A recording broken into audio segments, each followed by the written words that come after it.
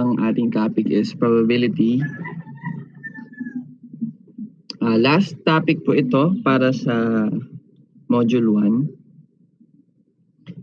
1. As you know, I don't know if na-announce na po ni June sa inyo. Your second quiz will be this coming Sunday. Aware na po ba kayo doon? Na-announce po ba na ang second quiz po will be this coming Sunday?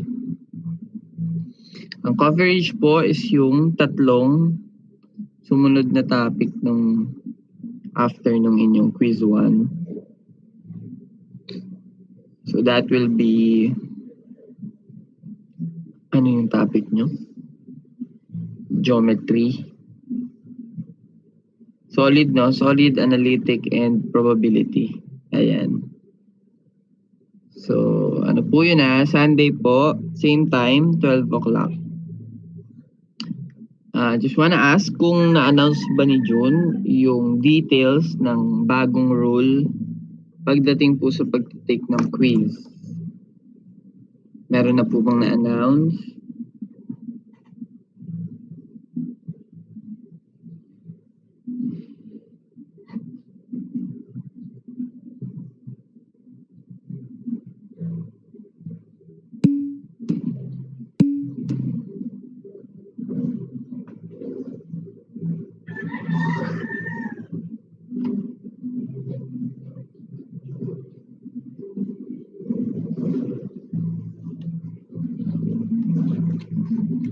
Wala pa po. Sige. Explain ko po yung panibagong rule pagdating po sa pag-take ng quiz. I-record ko lang para sa mga hindi makaka-attend. Okay, automatic na naman na palang naka-record. Hindi pa. Ayan. Okay, so para po sa mga hindi makaka-attend, panoorin na lang po nila ulit itong ating session. Yung mapang hapon or kasi 40 pa lang kayo. Based dyan sa kalagay. Or balitaan nyo na lang po yung mga iba yung classmate na hindi pa po join today. So, bago po nating rule, di ba last time, there are 3 attempts.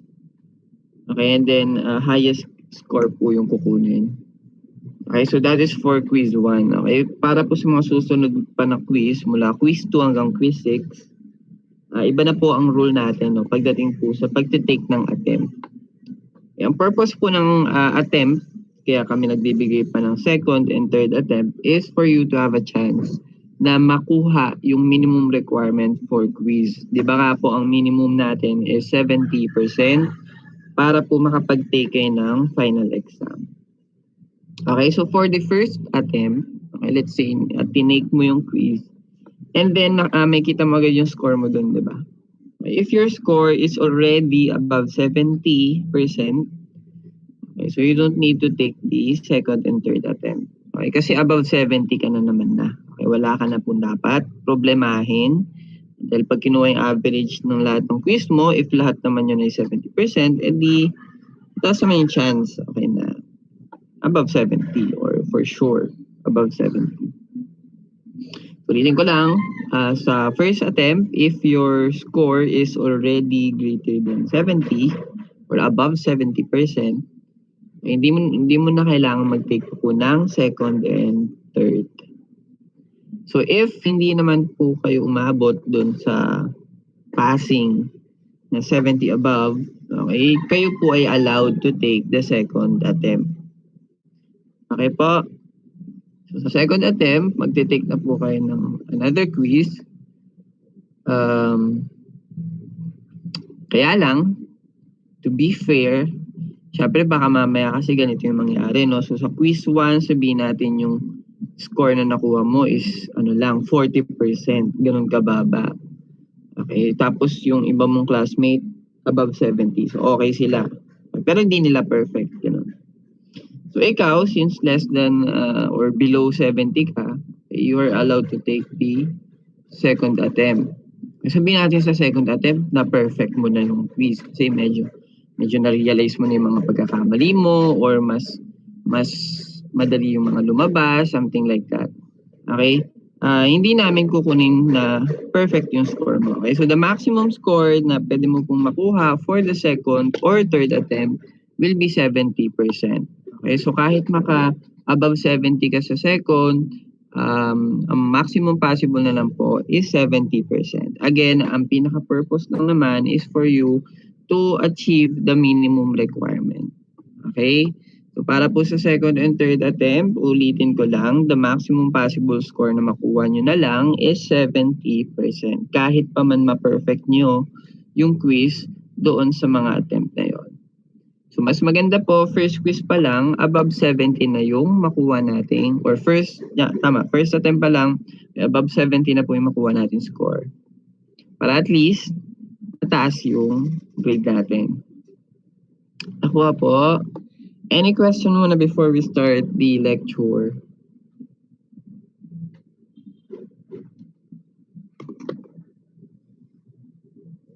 May katanungan po.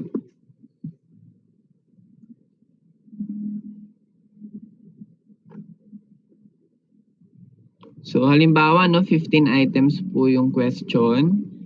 Ilan ba ang 70% ng 15? Mga nasa 12.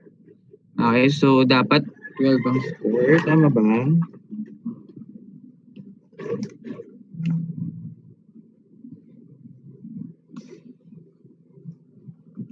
$11 lang pala. Okay, so kailangan 11 po ang score ninyo above. Halimbawa lang na 50 items po yung actually 10 pala. Okay, 10 or 11.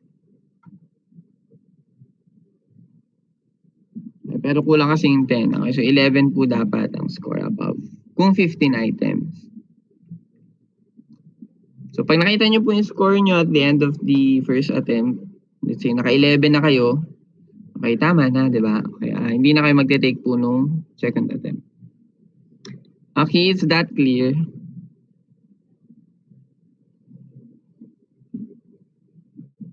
Kanina po. Ayan, thank you so much for listening.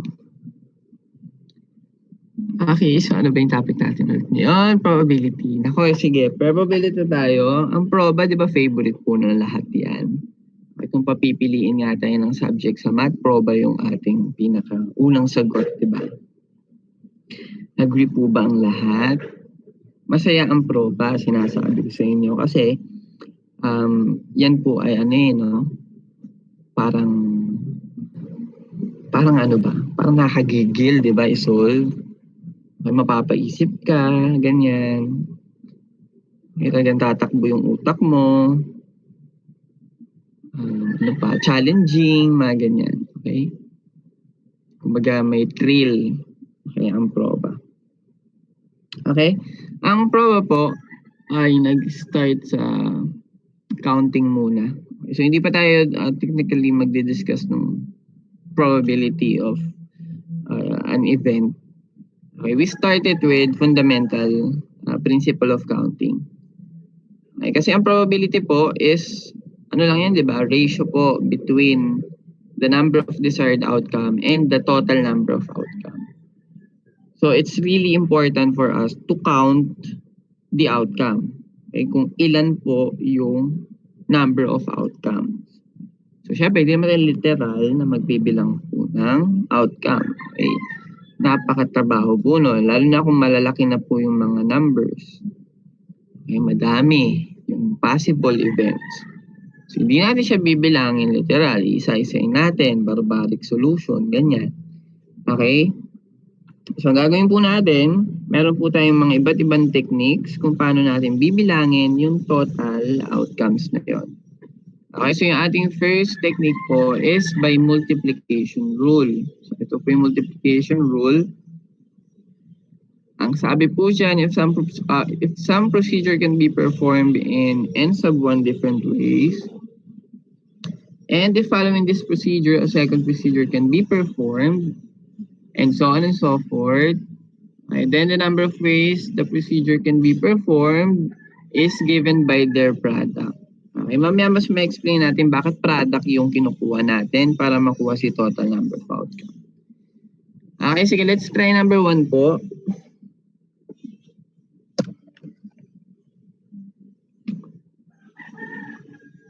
Okay, solve na natin mga given problem. Ha?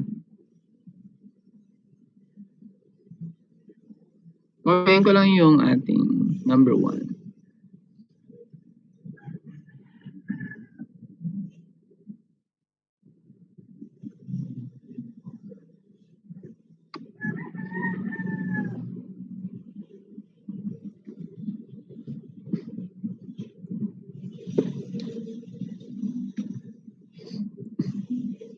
Ay, so sabi po dito, suppose a license plate contains 2 distinct letters followed by 3 digits with the first digit not 0. Okay, how many different license plates can be printed? Okay, so based po dun sa condition, bibilangin lang po natin bawat character na bumubuo dun sa ating license plate. Okay po ba? Okay, sige. So ko lang. Sige, for number 1, sabi po, meron po tayong 2 letter tsaka 3 digit. So, a total of 5 characters po yan.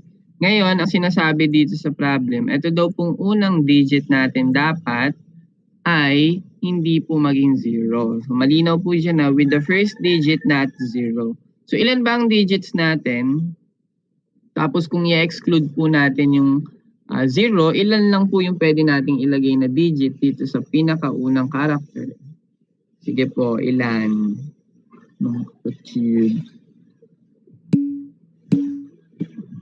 Okay, siyam lang po, no? Mula digit 1 hanggang digit 9. Okay, yun lang po yung allowed na ilagay para po sa unang character dahil hindi po kasama si 0. Okay, so there will be 9. Gagawin ko lang yun.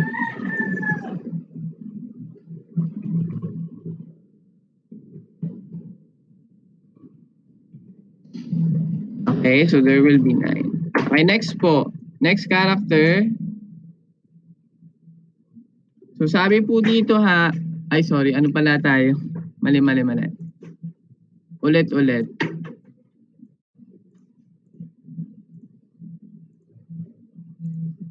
Wait nga lang, saglit. Ulit po sorry po. Medyo groggy pa tayo. Ay, sabi pala, yung una pala ay 2 distinct letters. So letter pala ito, ilan? Ilan ang letter natin sa alphabet? There will be 26. Ito pong unang dalawa ay 2 distinct letters. Ay, yung number pala dun pa sa huling tatlo. Sorry. Okay, so dalawang letter po and sinabi is distinct. So ibig sabihin, distinct magkaiba. So kung ano pa yung letter na magagamit ko dito, hindi ko na siya pwedeng gamitin doon sa pangalawang character natin. So ibig sabihin, there will only be 25 characters para po sa pangalawa. 25 letters, no, para sa ating second character. Okay, then dito na po yung kanina, no. Okay, yung sinasabi nating 9 digits lang yung una. Okay, then the rest, pwede na po yung 0. Ibig sabihin, we can use all of them. 10 digits. Okay, same goes with the last one. Ito naman po yung digits.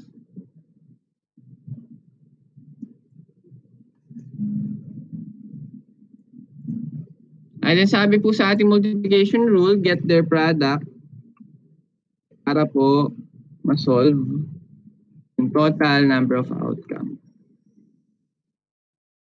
So, tama po ba lalabas? 585,000.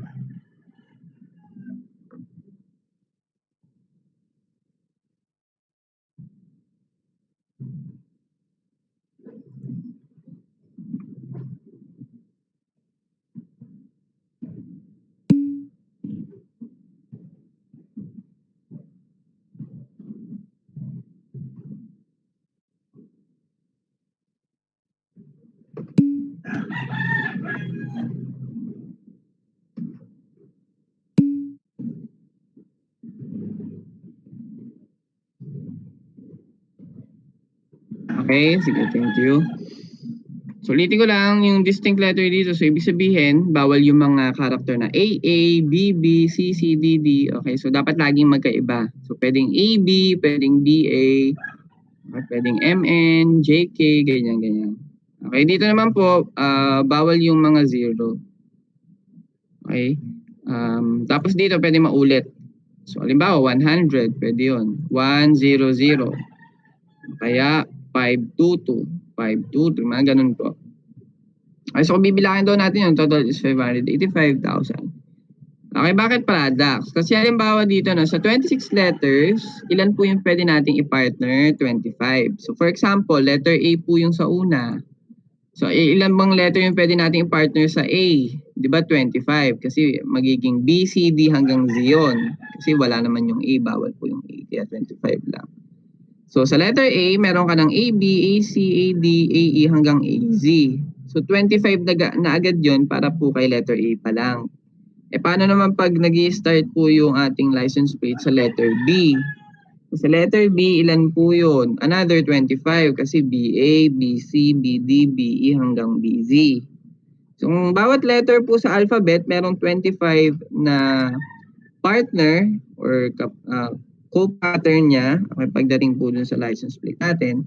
So the total will be 26 multiplied by 25. Okay, so kung dadagdagan pa po natin ng character, ganun lang din yung mangyayari. Okay, we will multiply all of them. Okay, so that will be 585,000. So I hope that's clear, no? Basic pa lang naman po ito yung una nating problem. Okay, sige. Dito tayo sa number 2. In how many ways can one choose 3 cards in succession from a deck of 52 cards? Okay, so copyahin ko lang ulit ang ating question.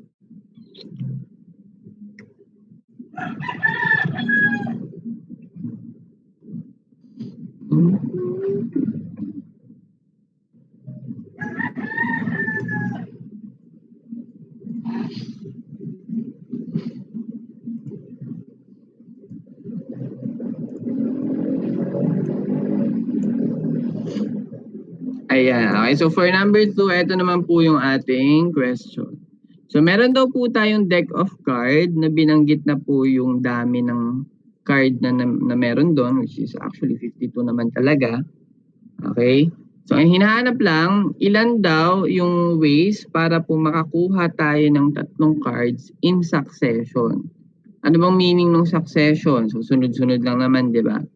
Okay, from a deck of 52 cards. So meron tayong condition dito, no? So letter A po, balikan lang natin. With replacement. Tapos yung pangalawa naman ay without replacement. So pakitandaan na lang yung condition natin, ha? Okay, so for letter A, with replacement, ano bang ibig sabihin ng with replacement? So pag sinabing with replacement, nire-replace natin yung card. So pag nabunot mo yung card, nakita mo yung laman nun, ibabalik mo siya dun sa bunutan. Okay, nire-replace mo siya, tama? So ano pong nangyari dun sa deck of card natin? Okay, hindi siya nababawasan, parati po siyang 52.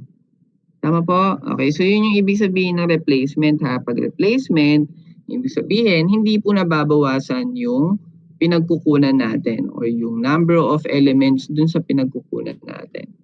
Okay, so sa unang bunot, imagine, ilan pa yung pwede natin makuha doon? Okay, di ba there will be 52 cards. So pwede kang makakuha ng card out of 52 kasi buo pa sila. So pag nakabunot ka dyan ng isa, babalik mo. So, ang bilang ulit ng card na pwede mong mabunot is 52 ulit. Then, on the third row, ganun pa rin, you will have 52. Nakuha. So, the total will be their product. Ilan po ang lalabas?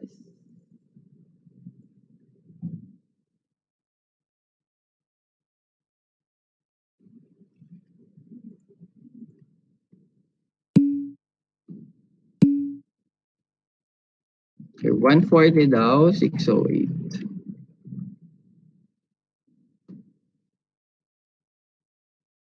How about sa letter B? So, ang condition naman po natin for letter B, ang sabi po dito, without replacement. So, ibig sabihin po ng without replacement, pag nabunot mo na yung card, hindi mo na yon ibabalik. So, kumbaga itatago mo na, itatabi mo na, parang gano'n. So anong nangyayari dun sa deck of card natin? Sa bawat bunot, nababawasan tuloy siya. Okay? Sige, try po natin fill upan ito. So sa unang bunot natin, okay, meron pa rin pong 52 cards. Okay, nakabunot ka na, halimbawa. So sa pangalawang bunot, nabawasan na po yung 52 cards kasi hindi mo binadeck. So there will only be 51 cards. And on the last draw, okay, there will only be 50 cards naman. Okay, so get their product to determine the total outcome.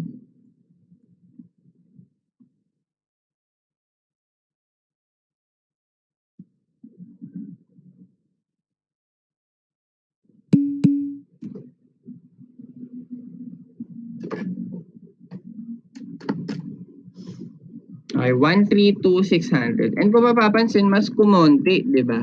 Okay, yung ating outcome. Bakit siya kumonti? Kasi ang dami pong nabawas. Okay? Kumbaga ito nga palang A and B. Yung corresponding terms lang din nila.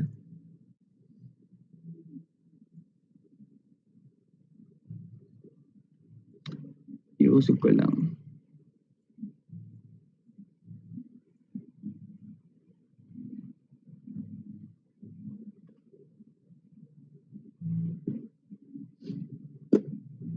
So kung iisipin, ito pong una, ang sinasabi pong with replacement, parang meaning lang din po niyan is repetition is allowed.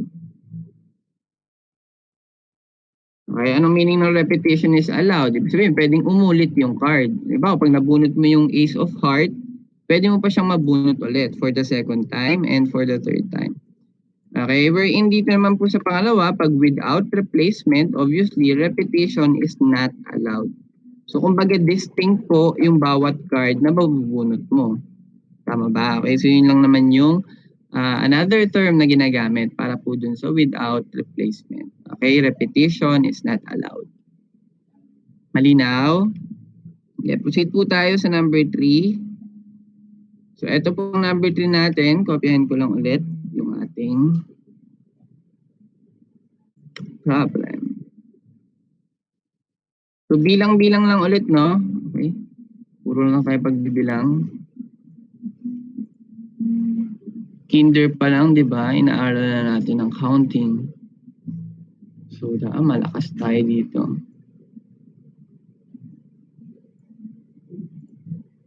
Okay, so for number 3, repetitions are permitted from the digit. So, may binigay pong digit, no? 0, 2, 3, 4, 5, and 8.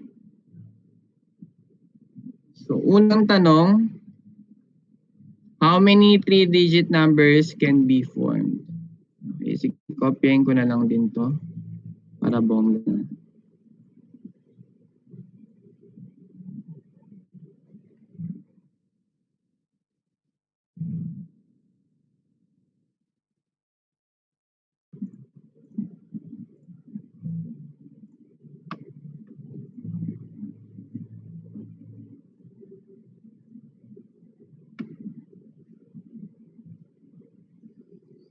So how many 3 digits can be formed? Ang pagpipilian lang po natin, ulitin lang natin ha, yung binigay po sa problem na 0, 2, 3, 4, 5, and 8.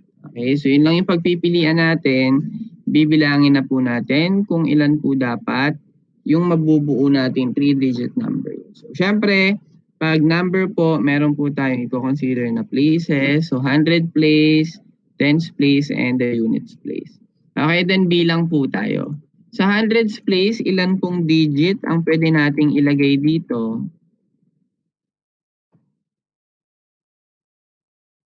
Okay, bilang-bilang lang. Count to 10.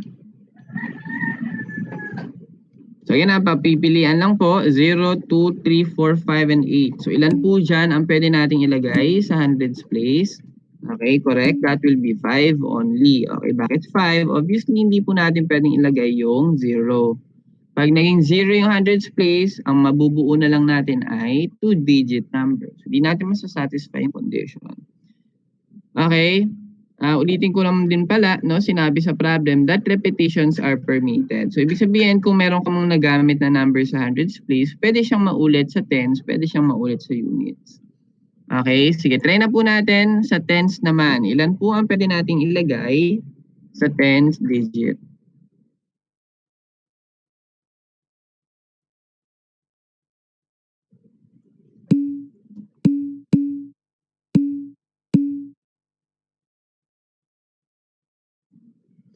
Okay, so 6 po, no? Kasi pwede na natin ilagay dyan yung 0. So, included na si 0.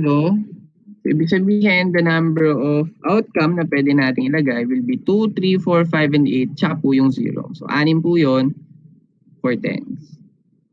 Same goes no with the units. Okay, wala po tayong wala po tayong problem pagdating sa units. 6 ang pwede natin ilagay. So yung sa hundreds, i-note ko lang na ang ilalagay lang po natin ay mga non-zero digits. Okay, kaya lima lang. Repetitions are permitted, kaya pwedeng maulit. So hindi nagbabago yung bilang nung pinag-uulan natin. Okay, so to get the total, get their product. So 5 times 6 is 30, no? And then times 6, 180.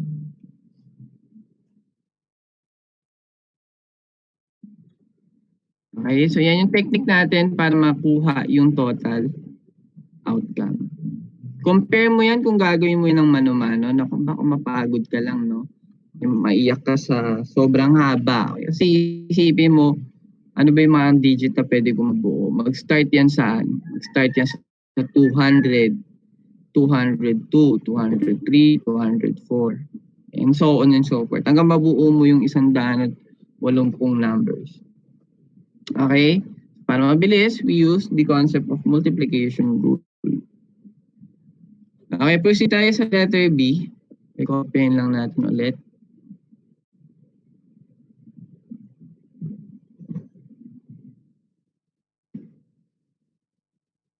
Okay, so dun daw sa 180 na nabuo po natin. Okay, ilan daw doon yung even number? Okay, so nakabuo tayo ng 180, di ba? So sa 180 numbers na yan, ilan dyan po ang even numbers? Okay, so try nating sagutan. So ito pa rin po ang ating mga positions. We have hundreds, tens, and units. Bibilangin lang po natin. Sa hundreds po, ilan ang pwede nating ilagay? Hindi ba't 5 pa rin? Okay, kasi bawal lang naman yung 0 dun sa hundreds eh. And yung pagiging even number naman ng isang numero ay hindi naman nakadepende sa hundreds. Okay, so wala pong magbabago para dito sa hundreds place. Same goes with the tens digit. Okay, so 6 pa rin pwede nating ilagay dyan kasi hindi naman po yan makaka-affect sa pagiging even nung kabuang number natin. Okay, so ang magbabago po obviously is yung units digit. Okay, so ilan lang yung pwede nating ilagay sa units digit para masabi nating even number yung mabubuo natin. So we have 0, 2, 3, 4, 5, and 8. So ilan ba dyan yung even number? 4 lang. Okay, si 0, si 2, si 4, and si 8. Okay, so there will be 4. So to get their total, get the product. 5 times 6 is 30 times 4, 120.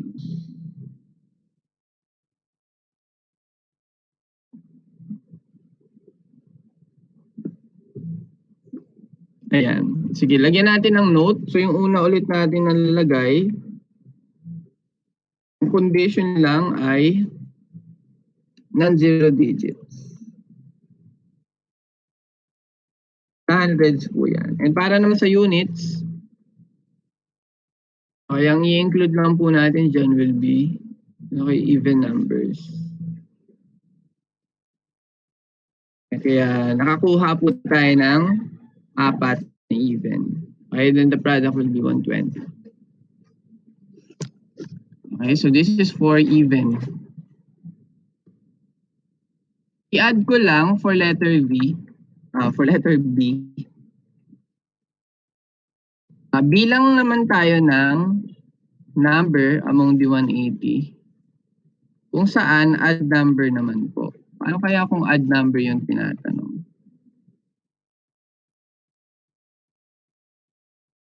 Ano kung odd number?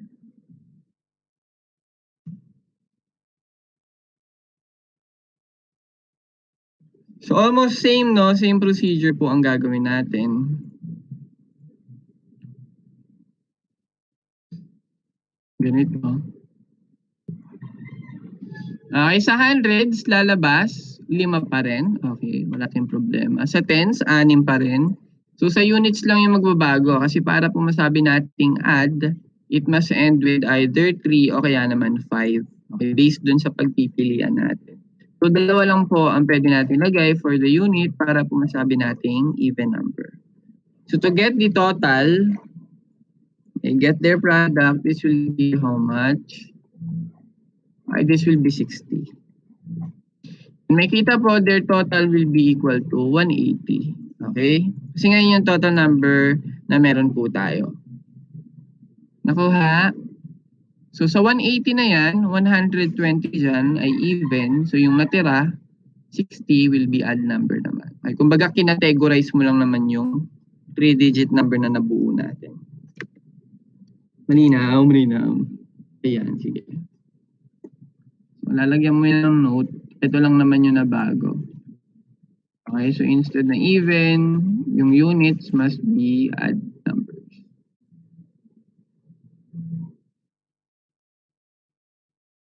Burin ko na to. So yun lang din naman.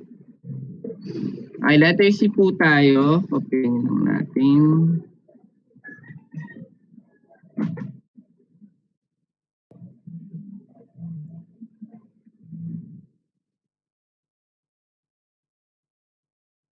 Okay, so same ano pa rin tayo, no? Same problem na galing po dito yung mga digits na bubuuin natin. Okay, ngayon, ang tanong naman, sa loob ng 180 numbers na yan, ilan po doon yung magiging less than 440? Okay, so ito po yung gamitin natin. Ayusin ko lang saglit.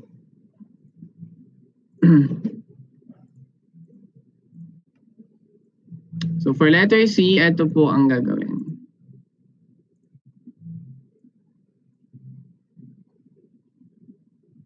So how many are less than 440? So ganun lang ulit, no? Tayo po yung mag-fill up sa bawat places. So ilan kaya ang pwede nating ilagay sa hundreds place para po masabi nating yung number na mabubuo natin is less than 440. Okay, so bilang-bilang na naman. Medyo naman tayo magaling, di ba? Sa pagbibilang.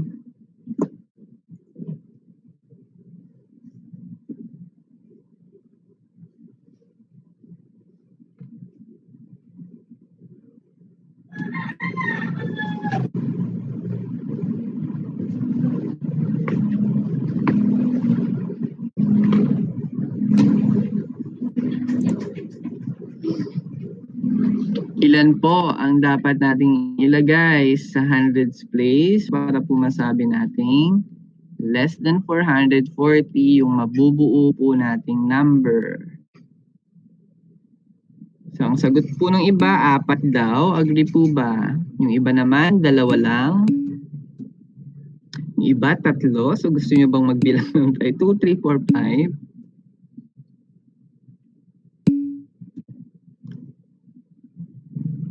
Tatlo, 2. So may mga nagsasabing 2, may mga nagsasabing 3. Ano po ba talaga? I-average ko na lang yan, no? 2 and 3, 2.5. Majority wins. Mukhang mas marami yung 3. Tama ba? 2, 2, 3, 2, 3. So medyo dumadami yung 3. Try natin. Sige, push natin yung kagustuhan ninyo na ilagay 3 daw. So, kung 3 po yung 100, silang po ang pwede natin ilagay sa 10. Pala, no? Ano ba yung 3 ito? I-ano lang natin, i-specify para at least klaro. Okay, ano po yung mga number na sinasabi niyong 3?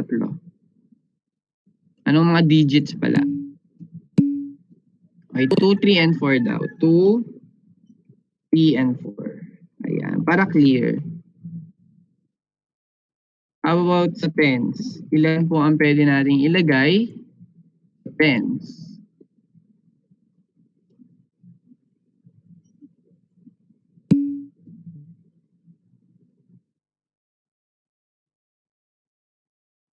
Anim daw. Agree po ba? Biglang liko, no? Biglang tatlo daw. Bago.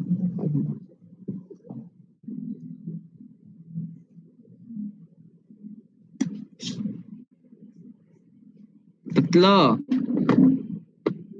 Agree po sa tatlo?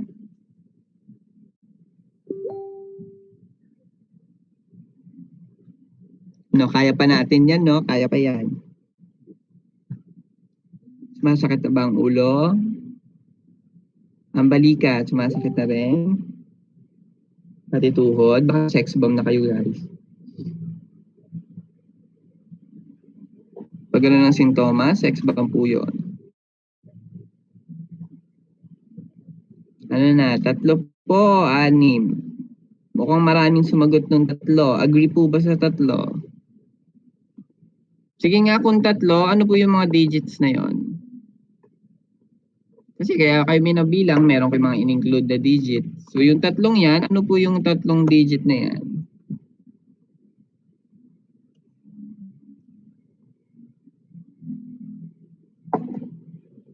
So kung sinasabi niyo po na tatlo yung sa tens, ano po yung sabi 0, 2, and 3? Tama ba? So ibig sabihin hindi pala ako pwedeng makabuo ng 258. Halimbawa lang, no, magbibigay ako ng digit 250 plus. Kasi walang 5 dito, no? Eh pwede ko naman ma-select yung 2. Tapos dito sa tens, pwede rin naman yung 5, di ba? Kasi 250 plus, 280 plus, 240 plus are all less than 440. Miski kapag napili ko si 3, pwede rin naman yung mga 350 plus, 380 plus, 340 plus na maging less than 440. Tama po. Ano, di ba masaya naman siya? Nakaka-enjoy? Na-enjoy po ba? Para siyang ano, di ba? Palaisipan, bilang-bilang, ano ba nangyayari? Bakit? Ano bang tamang proseso natin dyan? Nagigets po yung point natin? So, ilan po dapat ang ilagay sa tens?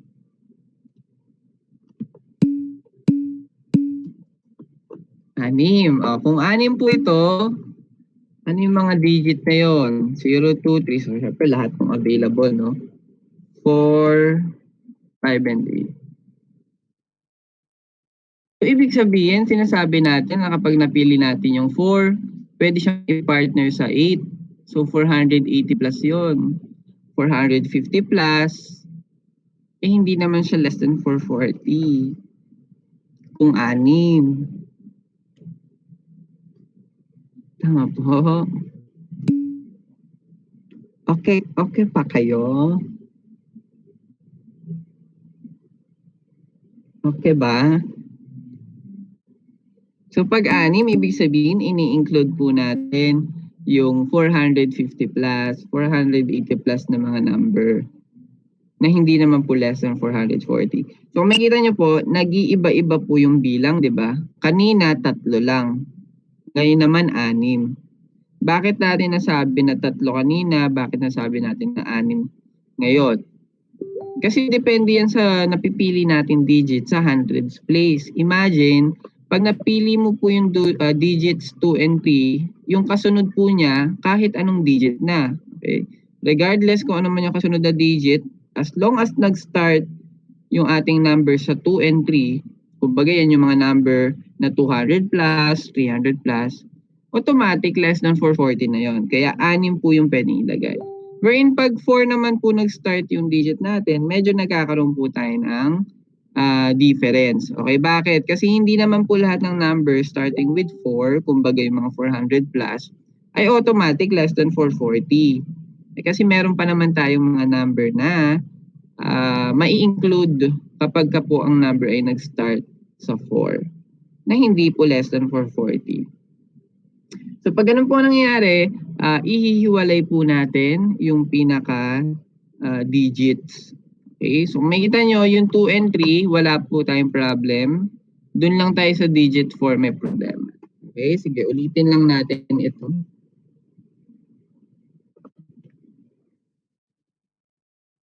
So dalawa po ang ating outcome, possible outcome. So unahin ko lang yung 2 and 3. So dalawa muna dito, namely 2 and 3. Ulitin natin, no? Pag 2 and 3 nag-start yung hundreds place, yung kasunod po niya kahit anong digit na. Kasi automatic naman po less than 440. So doon natin pwede sabihin na 6 po yung digits. Okay, then sa units wala tayong problem. Okay, 6 pa rin. Ilagay ko na lang dito para mas maikli, all. May ganun din dito, all. Sana all. Ganyan. Wherein dito naman sa pangalawa, hiniwalay natin yung 4. Yun yung isa lang. Is digit 4. Ngayon, pag nag-start na po yung ating number sa 4, ano na lang yung pwede nating ilagay sa tens place? Lahat pa pwedeng ilagay, hindi ba't hindi naman? Sige, ano lang po ang pwede nating ilagay pag nag-start na po sa hundreds, o nag-start sa 4 yung hundreds natin. O yun na yung tatlo. O yung ulan yung sagot, di ba? Okay, si 0, si 2, and si 3. Okay, exclude natin yung 4, 5, and 8. And then pag nag-start na po yung number sa 400, okay, 40, 42, 43, yung units, di ba wala na po tayong problema dyan. Okay, kahit ano na po yung ilalagay natin for the units place. Obviously, they will be less than 440 na naman na. Regardless kung ano man yung last digit. Nagets na po ba nasundan yung ginawa nating diskarte para po ma-solve ng mas maayos, mas klaro? Okay, kanina kasi medyo naguguluhan tayo, nag-iiba-iba yung sagot natin.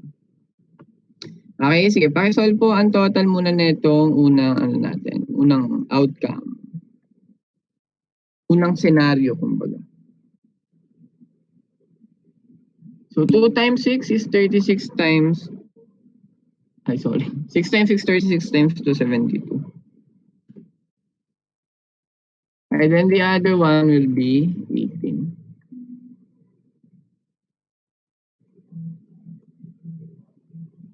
So to get their total, get the sum.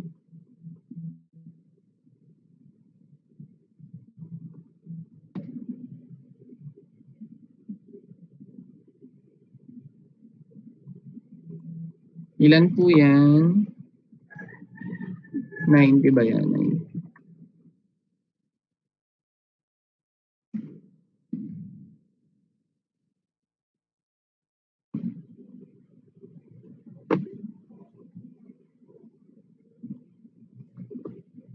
Nakuha po.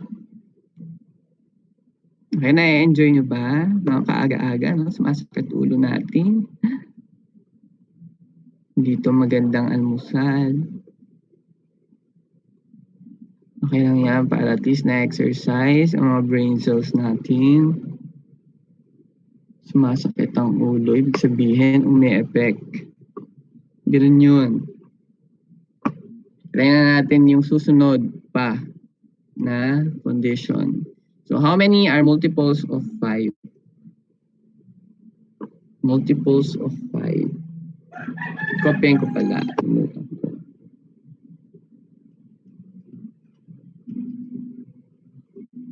Thirdly, multiples of 5. Kahit ba medyo madali lang ang multiples of 5? Kasi saan ba naka-base ang multiple na 5? Pag sinabi natin multiple, so may ano lang naman yan. Sa units digit, lalo na kung 5 lang naman, Copy lang tayo dito. No?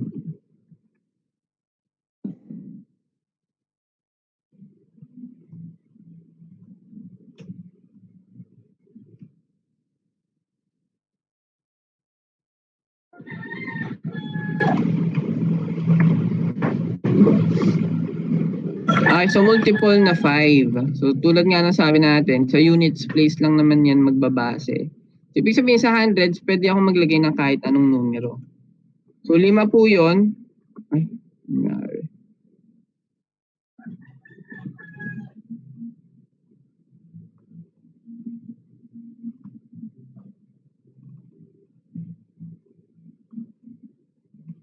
So ulitin ko lang, para po sa hundreds place, kahit anong numero pwede ko pong ilagay except for 0. Okay, so that will be 5. So ang note natin dito, non-zero.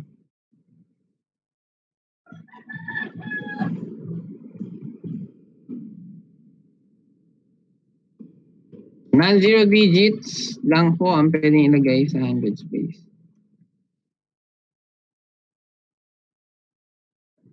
How about sa 10? Sa 10s, wala naman tayong problema dyan. Pwede nating ilagay lahat. Okay, so 6 po. So dito lang tayo sa units magkakaroon ng kondisyon na para maging multiple na 5 ng 5, ang isang number, it must end with either 0 or 5. Okay, so dalawa lang po. 0, 5. Ganang total niyan, 5 times 6, 30 times 2, 60. Nakukuha na. So marami tayong mga iba't ibang condition na pwedeng mabanggit.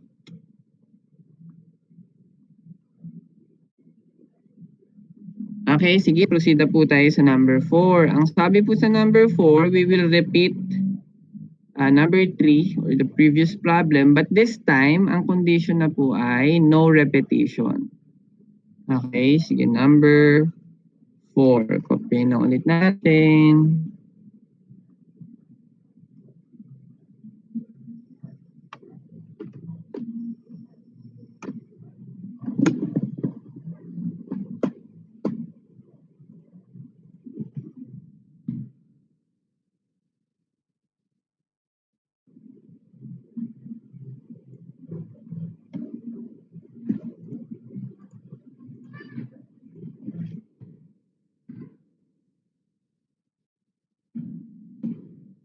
Answer the previous problem if repetitions are not permitted. So, ito po yung previous problem.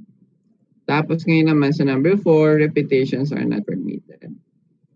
So, ulitin lang natin si A, B, C, and D. Okay, para po makompute itong mga pinaghahanap natin. I-try natin itong una. So, ano kaya ang feeling nyo mangyayari sa 180? Mas dadami ba or mas kukonti? Obviously, mas kukonti, di ba? Kasi pag no repetition, ibig sabihin ang daming number yung matatanggal. Halimbawa, 222. Kanina nabilang pa natin yon, pero ngayon hindi na natin siya pwedeng include. 522. Bawal din kasi may nauulit. So as long as may nauulit na digit, matatanggal. So yung 180 kanina, malamang mababawasan po yan. O sige, try natin bilangin. Ulitin lang natin, the digits must not be repeated. Ito pa rin ang pagpipilian. 0, 2, 3, 4, 5, and 8. Sige, tama pa rin po ba itong hundreds? 5 po ang pwedeng ilagay for hundreds.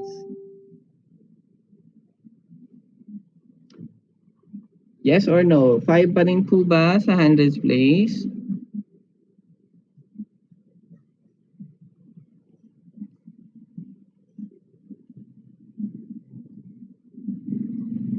Ako, makakatulog na kayo. Okay, yan. Yes, Lucky. Thank you. 5 pa rin, no? Kasi unang digit pa lang naman yan. Okay, wala pa naman tayong inuulit. How about sa tens? Ilan po ang pwede nating ilagay?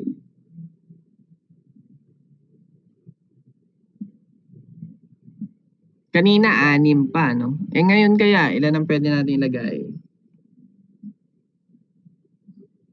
Okay, so 5 na lang po ito. Kasi ulitin natin, sa 5, yan yung 2, 3, 4, 5, and 8, di ba? Yung lahat ng non-zero digit. So kung may isa kang magagamit na non-zero, ilan na lang yung non-zero dito? 4 na lang. But since pwede na nating ilagay si 0, edi madadagdagan. So 5 na sila. Okay? How about sa units place? Ilan po ang pwede nating ilagay dyan?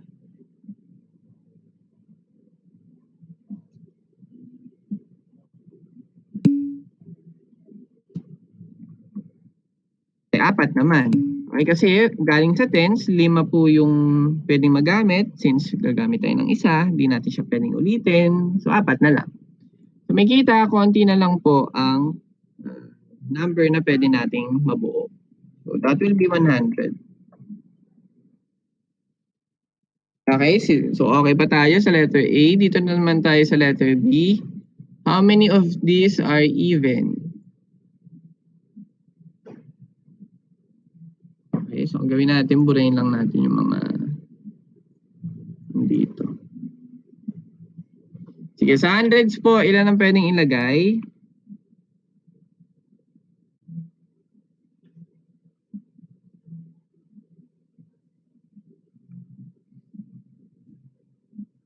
Lima. How about sa tens?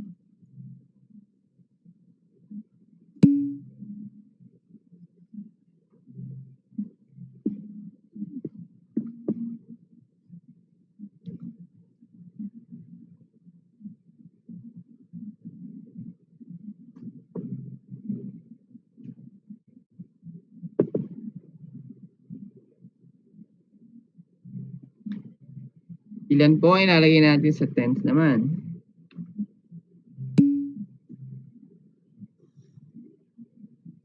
5 pa rin. Tama ba? Agree? Agree or disagree? How about sa 4? Ay, how about sa 4? How about sa units?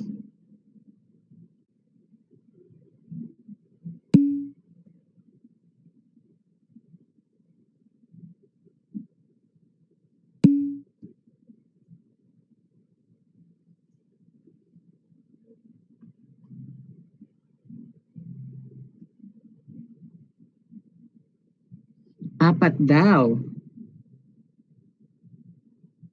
3, 4. Ilan ang ilalagay sa units? Naku, kung 4 yan, edi magiging 100 ulit, di ba? So, pag 100 to, edi lahat pala ng number doon, even. Obviously, mali po yung 4. Kasi parang parehas lang siya dun sa letter A. So, ilan kaya pwede natin ilagay sa units?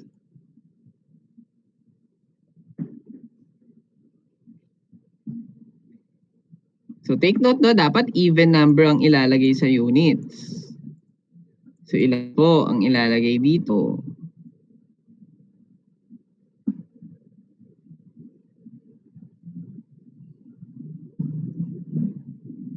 3, agree po ba sa 3?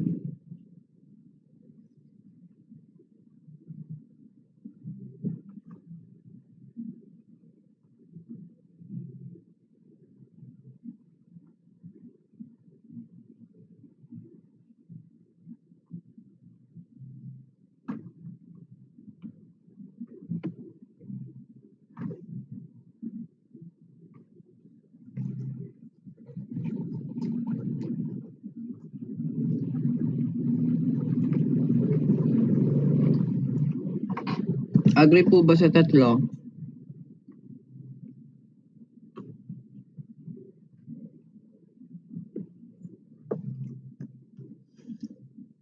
Okay, try natin isipin.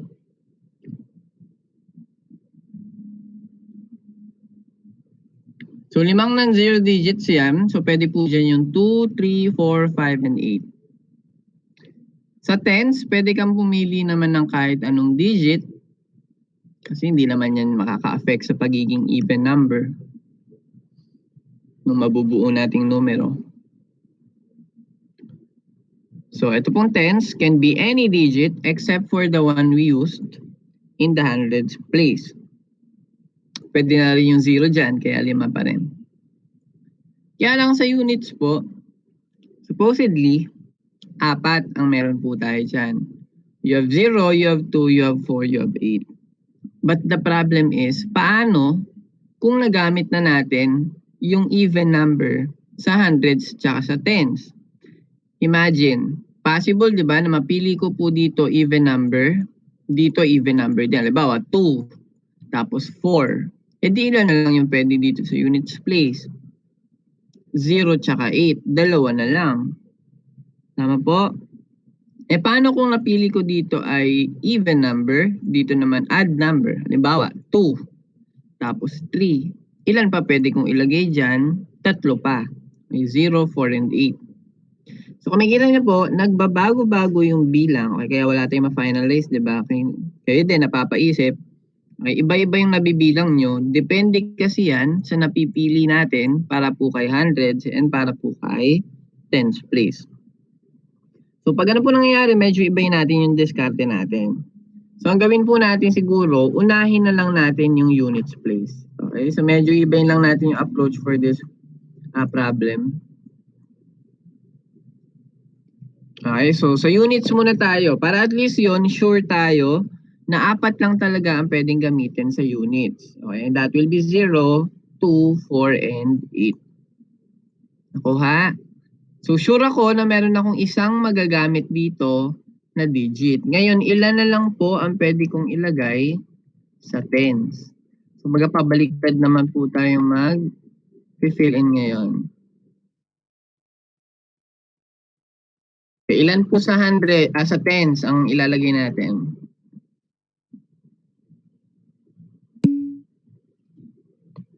Okay, 5, no? Kasi lahat sana ng number, but except for the one we use in the units place. Medyo mas madali na siyang maisip ngayon. How about sa hundreds po?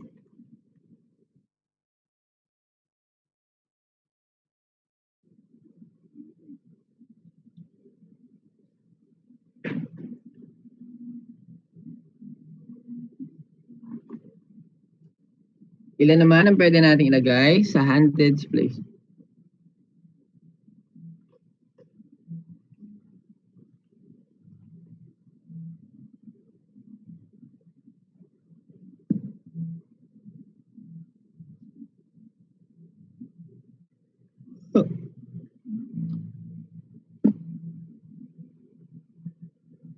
Ilan po? No, natatahimik na naman kayo. Okay, anong naiisip nyong bilang para po sa hundreds place?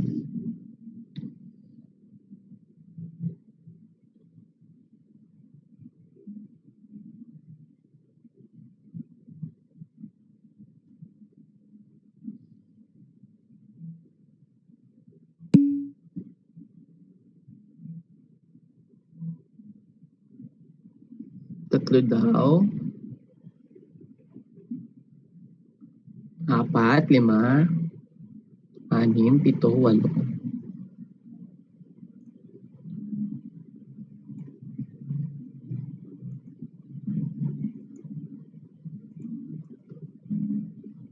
Ilan po? Uy, ano na?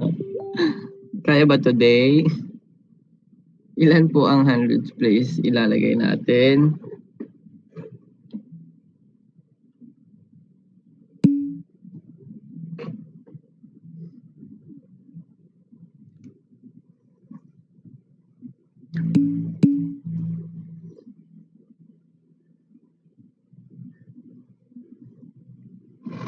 Bakit tatlo?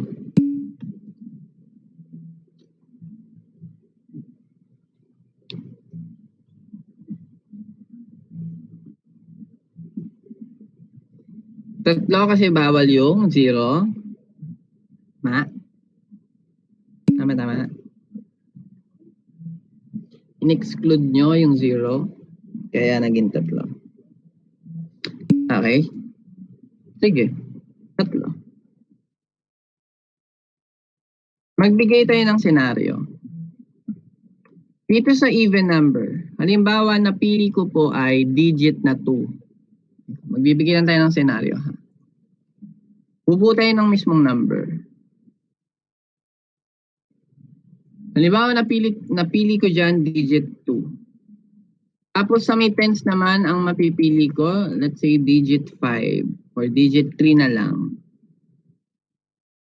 Ilan po yung pwede dito sa may hundreds? Tatlo, di ba? 4, 5, and 8. Tama ba? Bawal kong ulitin yung 2, bawal kong ulitin yung 3. Tama? Sige, bayin natin yung scenario. Halimbawa, mapipili ko po sa units digit ay 0. Ito yan, 0. Tapos sa tens place, ang mapipili ko, sabihin natin 2. So, ilan po ang pwede sa hundreds?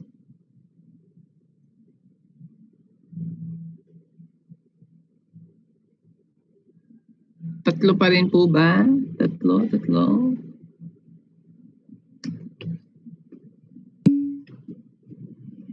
O, 4 na, di ba? So, nag-iba po ang bilang. Kanina 3, kanina ngayon naman 4. Bakit siya nag-iba? Kasi depende sa mapipili nating digit sa units place. So, pag ganun nga ulit ang nangyayari, nagbabago-bago ang bilang, ano pong dapat gawin? Ipaghiwalay. Okay, so ihihiwalay po natin yung mga even number. So, yung 4 na even number, i-distribute lang natin sa 3, 1. 3, yung 2, 4, and 8, tapos yung isa, yung 0. Okay lang ba? So, unahin ko lang yung 2, 4, tsaka 8. So, yun yung ating unang scenario. Pag 2, 4, and 8. So, okay na to, no? Yung ganyang pattern. Okay, 3 po sa hundreds pag 2, 4, and 8 yung nandoon. Okay. Dito naman, gagawin natin, isa lang. Yung isang yan is yung digit 0. Okay lang ba? Okay lang, no? Okay, balikan natin yung dito sa may unang term. So, hiniwalay na natin para mas malinaw. Okay, kaya lang syempre ito magbabago yung mga bilang niya, no? Mamaya ko na lang i-edit po. Balikan ko lang itong una.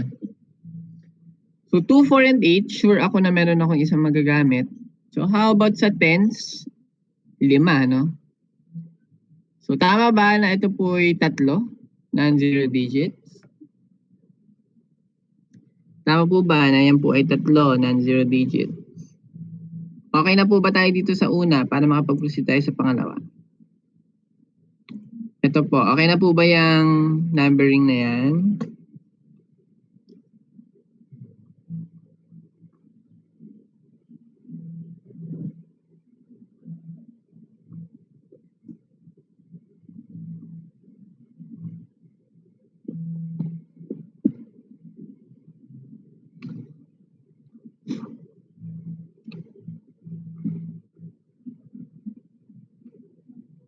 You don't know what is the... Okay, mali po ito, no? Mali yan. Okay, bakit siya naging mali? Try natin. Kung mapipili ko po si digit 2 dito, mapipili ko dito digit 0, ilan pwede kong ilagay dito sa harap? Eh di 4, di ba? Okay, 3, 4, 5, 8. So, mali. Yung 3, dapat 4. Eh, paano kung napili ko dito 2? Napili ko dito 3. Ilan lang pwede ko lagay dito? 4, 5, 8 lang. 3. So, nagbabago-bago na naman eh. Stress na ako. Na-stress na tayo, no? Ang daming ang daming nag-iiba-iba ng bilang. Ibig sabihin, may iiwalay na naman tayo. Panggalin ko muna ito. So, yung digit 0 na yan, no, nakakagigil na siya. Kanina pa siya. Okay, siya yung nagpapabago sa bilang. Kasi nga naman, kung napili mo dito ay even number, tapos kasi dito sa 5 to, di ba, included pa rin yung 0. So, kung mapili ko yung 0 dyan, ibig sabihin, 4 pa na non-zero yung pwede kong magamit. Kasi isa pa lang naman yung nagamit kong non-zero eh. Ilan ba yung non-zero dyan? 5. So, kung non-zero yung napili ko dito, tapos dito 0, so 4 pa yung non-zero ko. Pero kung dito parehas na non-zero, this is also non-zero, edi 3 na lang talaga ang matitirang non-zero.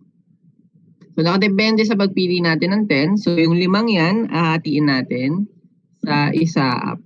Okay, parati po nating ihiwalay si 0 na lang. Ganoon na lang ang gagawin natin. So, para po dito, ginigigil tayo ni ni 0. Ang gusto lang naman natin 0 ay 0 unit. Yes, naman. Soon. No, makakamit nyo na po yan.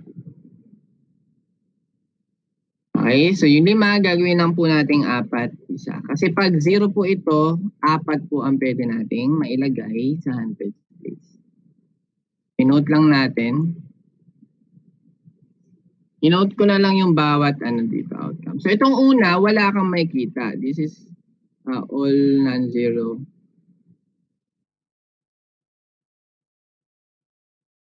Lahat yan. Okay, wala kang makikita ng 0 kasi iniwalay na natin eh. Dito naman, the 0 is at the tens place.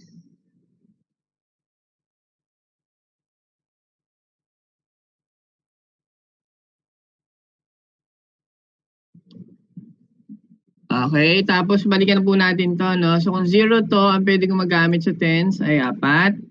Pwede kong magamit dito, 5, no? 5 kasi 2, 3, 4, 5, 8. Tapos dito naman ay 4 na lang.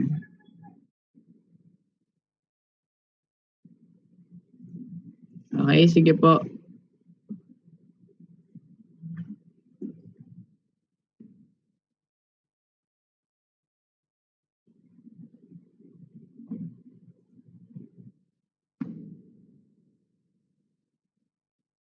Dito nga pala, no? Yan, ang 0 digits.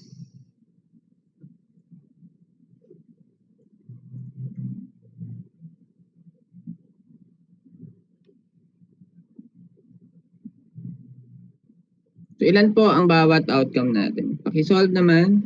So 3 times 3, 9 times 4, 36. Next po, 4 times 3, 12.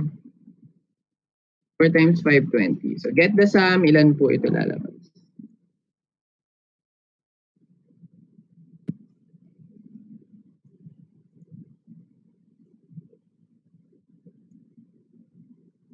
So di ba pala ito yung final answer?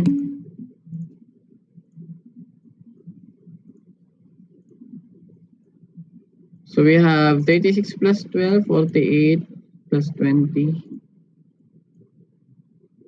68. So, ibig sabihin para po dito sa 100 numero na nabuo natin kanina, okay, 68 po doon ay lumalabas na even number.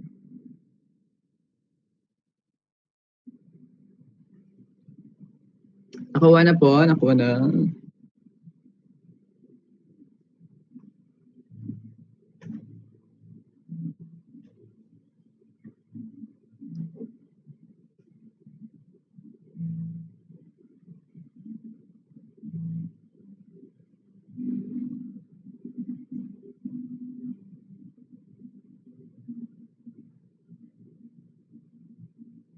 Okay na po dito sa letter B. Pwede nyo po mag-practicean, isolve nyo po yung odd number, tapos check nyo kung ang lalabas po dapat ay 32. Okay, so practice nyo po. Sige nga, try natin ng Try nyo pong practicein. I'll give you time. Ano po yung lalabas na outcome? Bigyan nyo sa akin yung pattern. Yung parang ganito, 3 times 4 times 3, 4 times 1 times 3, ganun. Practice lang for add po.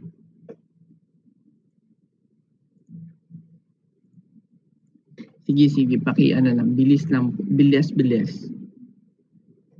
Practice add number.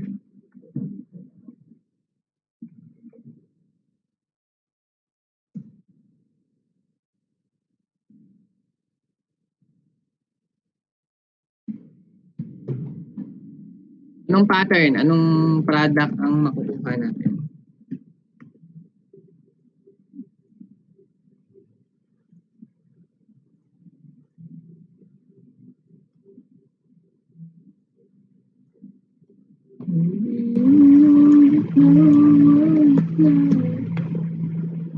Sige, po. Bigyan kayo mga 5 minutes. Anong oras na ba? Mag-11 na pala.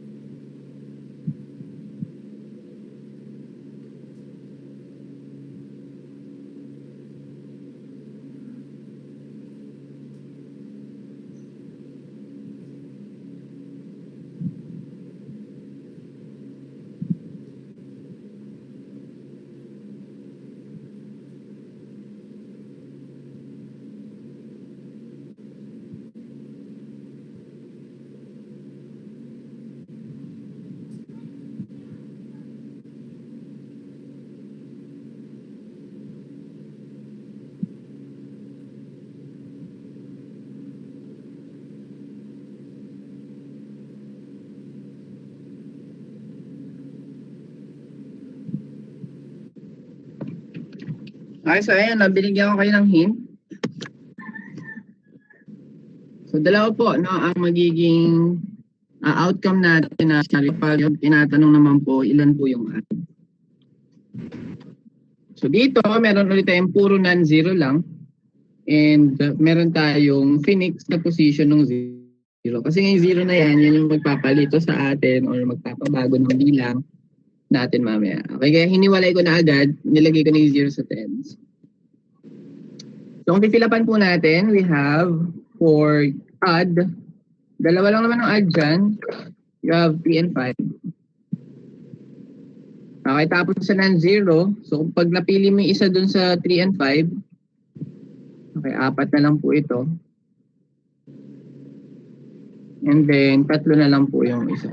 So, yung harap.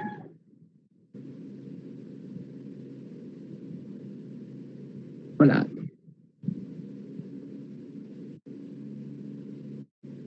Okay, and then para naman po sa pangalawa, so add pa rin natin, dalawa po. Okay, kaya lang sa tens, Phoenix na natin yung 0, so isa lang. Pag 0 po yung napili natin dito, siyempre, ang pwede pa natin magamit sa hundreds ay 4 pa. Kasi isa lang naman dito sa 3 and 5 yung magagamit. So, meron ka pang 4 na available na non-zero. So, tama po, no, yung inyong message. 342 and 412. So, the product will be 24 and 8. The total will be 32. Kapag in-add po natin dito sa 68, must give us the total 100. Okay lang po?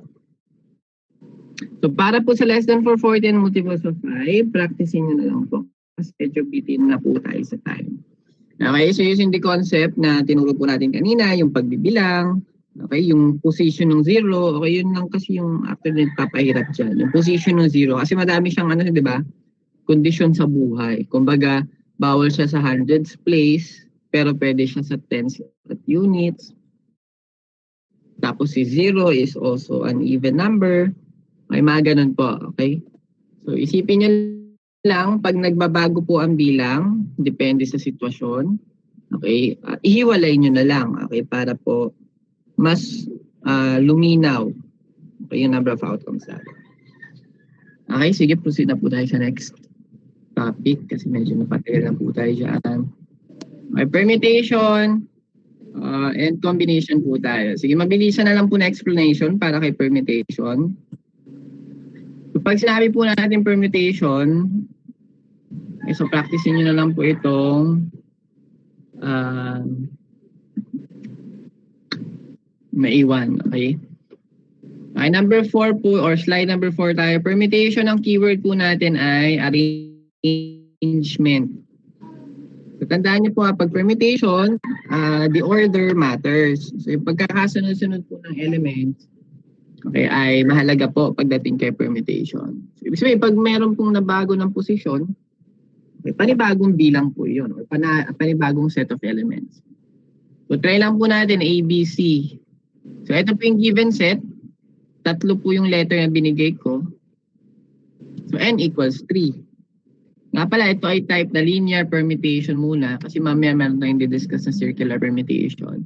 So, si circular permutation, naka-arrange lang naman in circular manner. Okay, so kung i-arrange ko po, sabihin natin, pipili ako ng 3. Yan. Okay, sabihin natin when R equals 1. Explain ko lang pala muna yung formula dito. Di ba sabi NTR? So yung N po, yun yung distinct objects. Yun yung pagpipilian po natin. Si R naman, yun yung kukunin natin tapos i-arrange. Halimbawa, merong 10 upuan. Pwede mong i-arrange yung 10 upuan. Pwede mo rin naman i-arrange 5 upuan lang out of 10. Kasi hindi naman lahat ng oras, okay, kinukuha natin lahat para i-arrange. Pwede rin naman tayong kumuha lang ng certain amount para i-arrange. Okay, as long as less than siya dun sa N natin. Anyways, so gawin na lang natin, no? When R equals 3. So, ibig sabihin po, kukuha ako ng 3 letter. After nun, i-arrange natin. Sige, ito na po yung mga mga arrangement. Okay, ni-ready na po natin. So ABC, what else? Okay, BCA, meron din po tayong. So yung ginagawa ko pong solution is barbaric, kumbaga mano-mano po. Ayan. So meron pa po ba kayong naiisip na ibang arrangement na binubuo po ng letter A, B, and C? Wala na, di ba? Okay, so kung wala na, ibig sabihin we can conclude na there will be 6 arrangements when we take R equals 3. Okay? Next naman, when R, or ayan yung pinaka lang din natin, solution, kung gagamit po tayo ng NPR, ulitin lang natin para po kay linear, that will be N permutation R. So N is 3, yun yung pinanggalingan. R is 3, yun yung kinuha natin. So that will be 3 permutation 3. So out of 3 letters, we arrange 3 letters also. So 3 permutation 3, kung tatry nyo sa calculator, will give you 6. Or that is also 3 factorial. Kung gagamit naman po kayo ng equation na to, ayan, yung factorial, lalabas po 3 factorial. So that will be 6. Kasi diba, when n equals r, ano pong mangyayari sa ilalim? Pag magkaparehas po ng bilang yung n and r, this will be 0. And 0 factorial po ay equals sa 1. Okay, kaya nga po, ang maiiwan na lang is n factorial. Next naman po. Next natin is when r equals 2. So anong ibig sabihin yan? Kukuha lang tayo ng dalawang letters from the 3 letters given, tapos i-arrange natin. Okay, ano yung mga possible arrangement? So meron po tayo ditong AB. Next. BA. What else? Okay, pwede ko rin kunin si AC, tapos i-arrange ko, ACCA. Pwede rin ako kumuha ng dalawang letter lang, BC, and arrange ko rin yan, BC pa. So meron pa po bang ibang arrangement na kayo ay naiisip para po dito sa R equals 2? Wala na naman na, no? Yan na po yung lahat. So we can conclude that this will be 6 arrangements.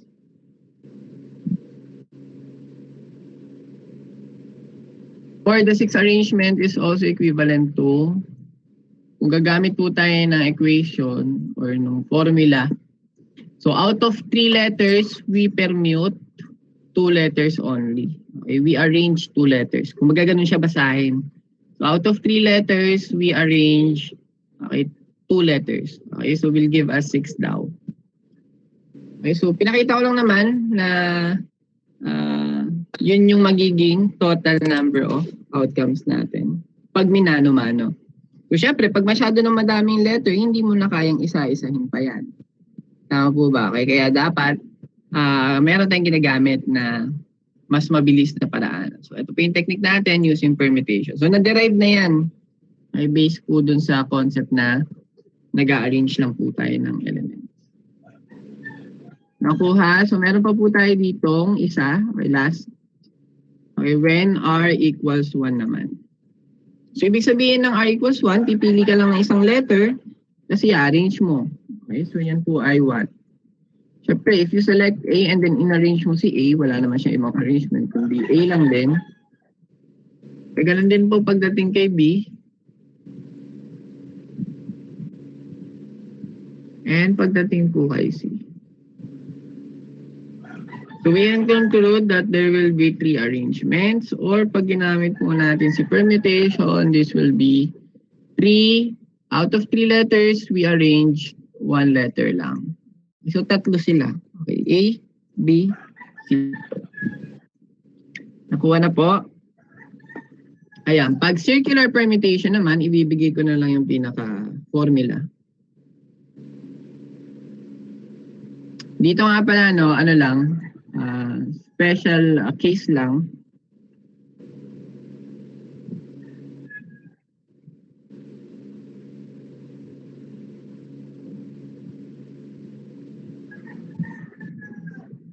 Yan ang manok, nagbo-vocalizationism na naman sila. When n equals r, Okay, the arrangement will be, okay, so the answer will be n factorial na lang. So shortcut po yan ha. Okay, arrangement. Arrangement. Okay, will be equal to n factorial. Parang dito nga po, no? N is 3, tapos R is also 3. So ang sagot natin, pwede naman 3 factorial na lang. Okay, which is n factorial. Dito lang yung applicable, no? Pagdating po sa unang case na binigay po natin. Pag lahat ng elements ina-arrange mo lang din. Pero dito po, gumamit kayo ng permutation. Okay, so pagdating kasi sa circular, okay, bibigay ko na lang po yung formula. Pag circular arrangement kasi, meron pong nababago or meron pong nadodoble okay, na arrangement. Kaya siya nababawasan. Okay, so ang basic formula po natin for circular permutation, ibig sabihin lang po, i-arrange natin siya in circular manner. That will be n minus 1 okay, factorial.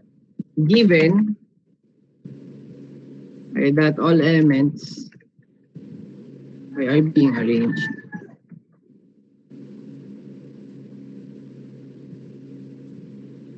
Okay, so dun lang po applicable no, yung formula na n minus 1 factorial. Kung lahat po ng element doon sa problem ay ina-arrange lang din natin. Halimbawa, trip to Jerusalem, di ba?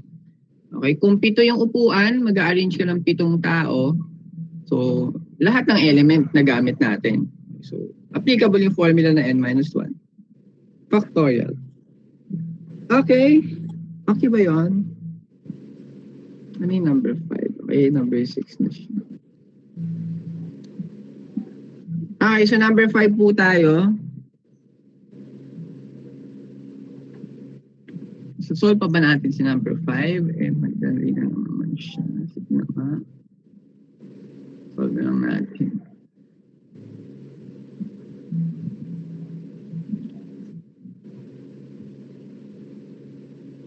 Open ko lang.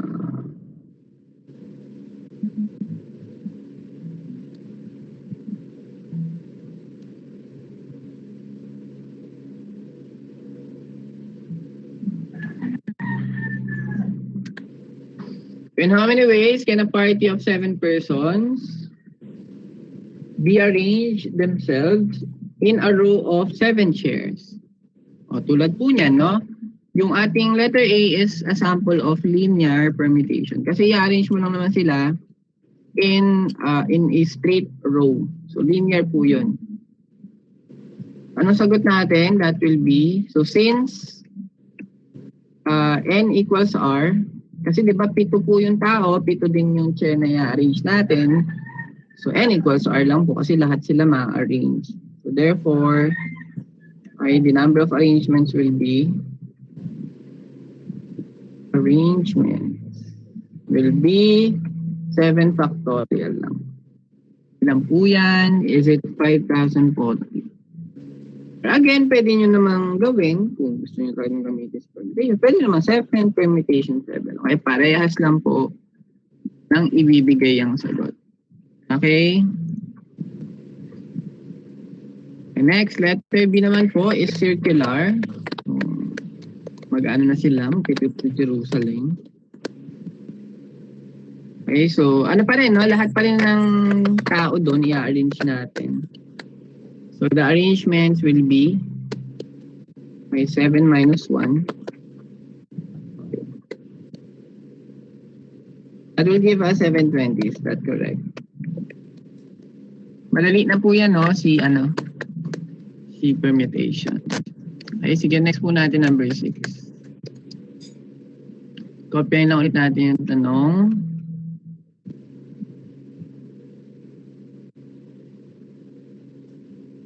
So a group of 3 boys and 2 girls are to sit in a row. Ayan. Gusto ko lang ito lahat.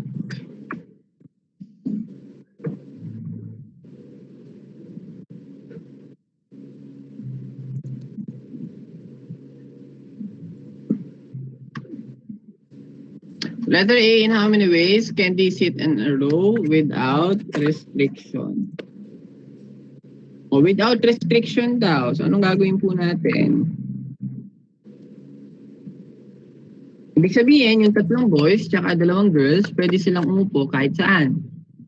Okay, wala tayong restriction, wala tayong rule na ibibigay. Okay, umupo kayo kung saan yung trip nyo umupo. Parang ganun po. So ano po yung letter A natin? Solution. So para ka lang din nag-arrange ng 5 tao, di ba? Okay, kumbaga pinapaupo mo sila in a straight row. So that will be linear. Which will be what? Pwedeng 5, permutation 5 kasi 5 lang naman yung estudyante. So yung tao dyan. Or that is also equivalent to 5 factorial. So this will give us how much? 120. Gets po? How about for letter B? Ang letter B naman po natin, meron na pong restriction. May condition na po, no? With condition. So in how many ways can they sit in a row if the boys and girls selling lantern on the street, no, are each to sit together? So ang condition po natin, dapat parati pong magkakatabi ang boys, parati pong magkakatabi ang girls. So hindi pwedeng mag-mix. Halimbawa, no, sa unang upuan, lalaki. Sa pangalawang upuan, babae. Pangatlo, lalaki ulit. So bawal yan kasi humalo yung babae. Okay, so dapat daw doon sa upuan, magkakatabi si boys, magkakatabi si girls. So as expected, okay, 120 po yung bilang. E di pag nilagyan natin ng restriction, mas kokonti po yung possible outcome na mabubuo natin. Kasi may mga nabawas, di ba, na arrangement.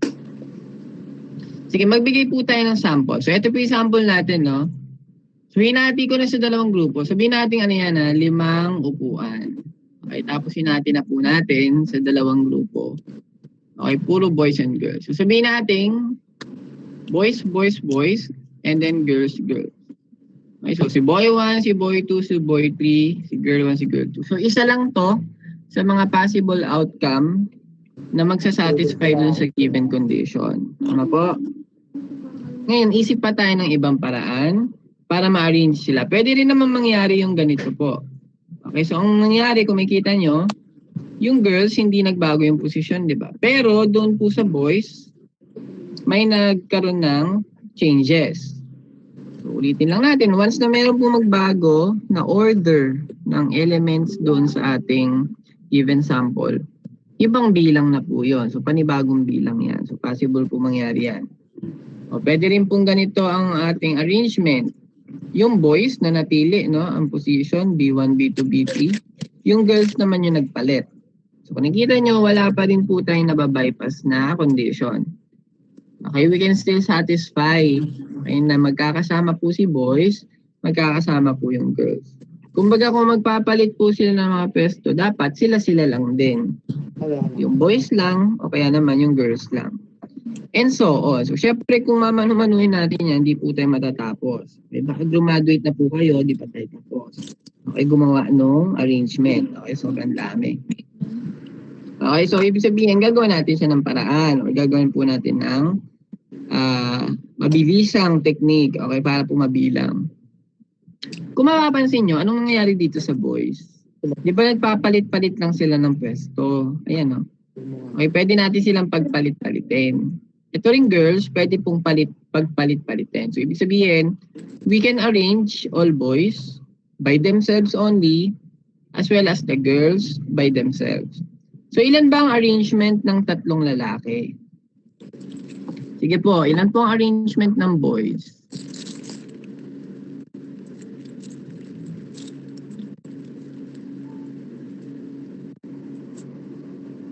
Isulat na lang natin para kung bibilangin po natin ilan ang arrangement na mabubuo natin para sa boys.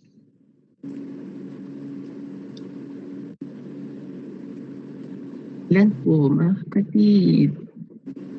Ilan yung ina-arrange nating boys and ilan po ang number of outcome para ma-arrange sila? Kasi pwede nga sila magpalit-palit ng posisyon.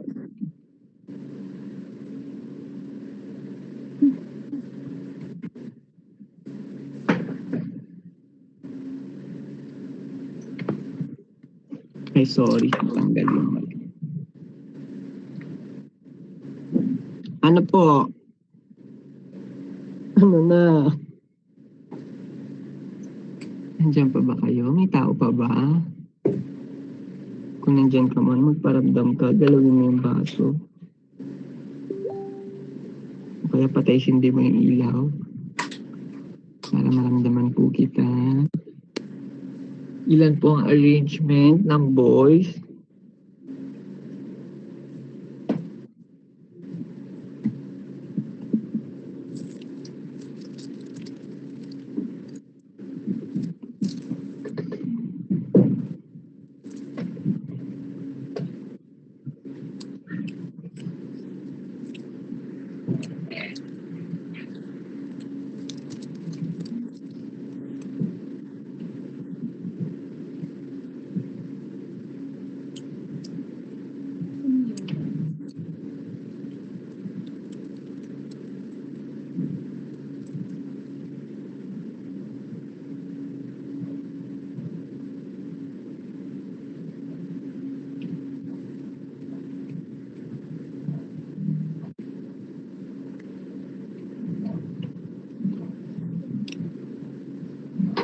Ilan po ang arrangement sa boys?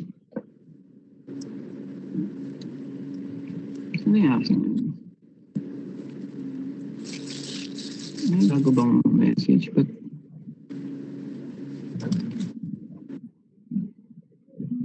ayan, sorry. Di pala nag-load yung aking. Ay, hindi.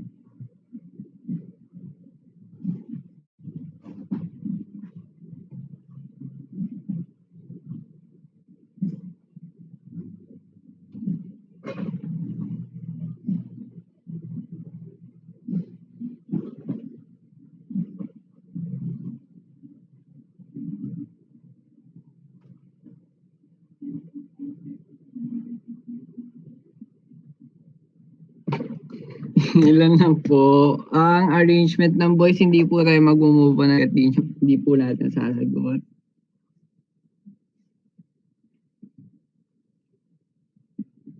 Or baka hindi na naglo-load?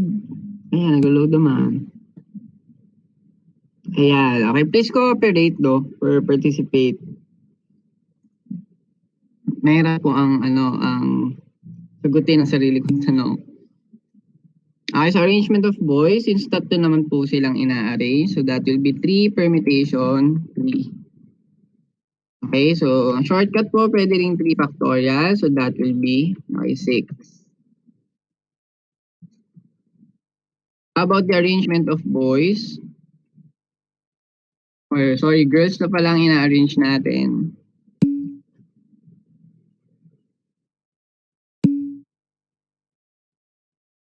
Okay, so there will be 2 only. So 2 permutation 2 or ang shortcut po natin since lahat naman ng girls ina-arrange mo lang din. So 2 factorial, that will be 2. Okay, so yung total po na arrangement para dito will be the product. So multiplication rule, diba? That for every arrangement of boys, there will be corresponding arrangement then ng girls. So that will be 6 times 2. This will give us 12. Kaya lang kung isipin, kulang pa po yung arrangement na yan. Okay, yung 12 na yan is kulang. Okay, bakit? Kasi dito po sa ating linear permutation na ginawa, ang kinonsider lang po natin, si boys nasa left, si girls nasa right. Pwede naman din natin gawin na magpalit yung buong grupo ng posisyon. So, as a group, kumbaga. So, ito kasi as an individual, nagpalit-palit sila ng posisyon. Paano naman kung as a group sila magpapalit ng posisyon? Kumbaga yung buong boys, lilipat po sa may kanan, yung buong girls, lilipat po sa may kaliwa. So parang ganito naman yung sample natin. So ito po yung girls, okay, saka yung boys natin. So pinagpalit natin yung kabuuang grupo nila. Okay, so kung ganyan po yung mangyayari, ibig sabihin, panibago na naman po yung pagbibilang. Or pwede rin naman natin gawin, okay, i-note na lang natin na mag-a-arrange po tayo as a group.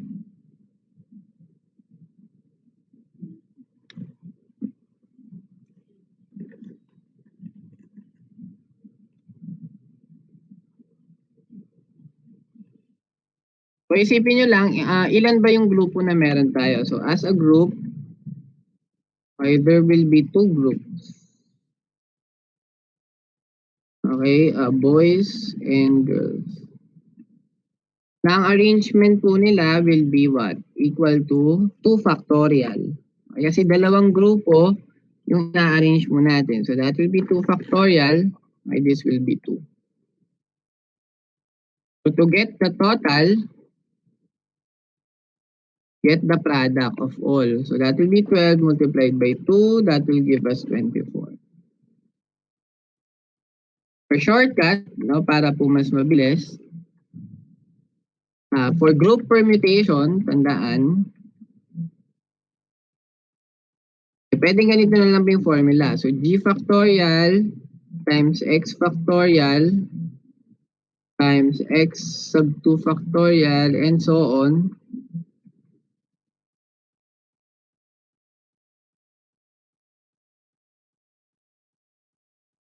Okay, x sub n factorial. Ano ba yung g? O yung g po is yung number of groups. Yung x sub 1, x sub 2, and so on is yung elements na nilalaman po ng bawat group. So kaya hindi natin alam no kung ilan ba yung elements or kung ilang grupo ba kasi yung mabubuo natin. Okay, sige, try po natin gawin. So ilan yung grupo na meron tayo? Dalawa, boys and girls. Sa grupo ng boys, ilan po ang meron? Tatlo. Sa grupo ng girls, ilan yung meron? Dalawa. Okay, so something like that. Simple as that, will give us 24 din. Okay, nasagot. Okay, so ganun po ang mangyayari pag ganun ang condition. So tawag natin dyan group permutation naman. Okay, next po tayo letter C.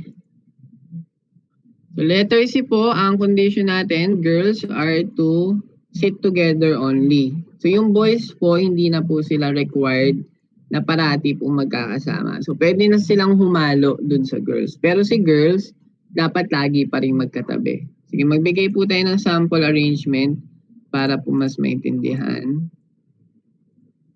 So parang ganito, no? Ito po yung B1, B2, B3, G1, G2. Ang pwede rin mabuong arrangement, sabihin natin ganito naman, lipat ko yung G1, G2. Baga ito lilipat, pupunta dito.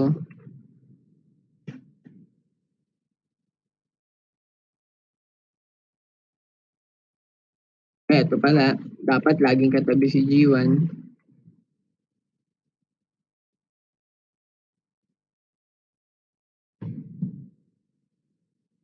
Okay, so kung makikita, ito pong parang arrangement na ginawa natin sample. Pwede na pong humiwalay yung mga boys sa isa't isa, pero dapat yung girls parati pa rin pong magkakasama. Okay, or parating magkasama sila. Okay? Gawin natin yung shortcut, okay, para mas ma-maximize natin siya. Or yung pinaka, natin, formula for group permutation. Ilan po ang grupo natin dito? Kung iisipin, linawin ko lang, ang igugrupo mo is yung parati pong magkakasama. So yung girls, isang grupo na yon. So para po sa problem natin dito, ilang grupo yung i-arrange natin?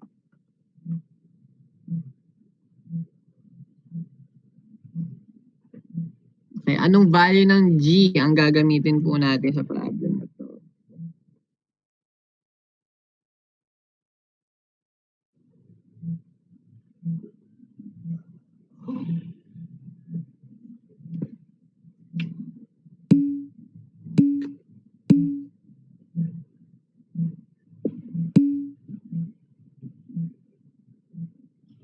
Kasi iba 4, yung isa po ay isa. So the correct answer is 4 po.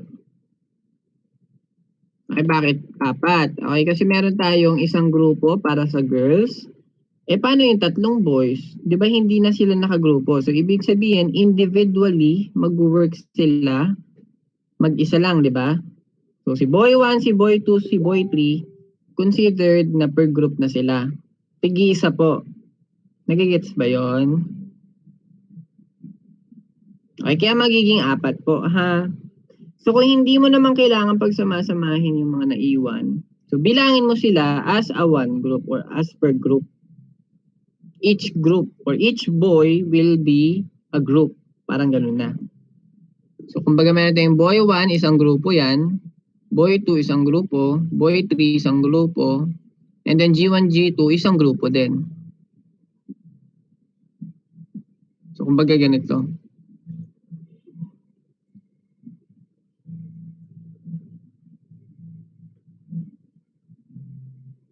Okay, so we have boy 1 as one group. Boy 2 as another group.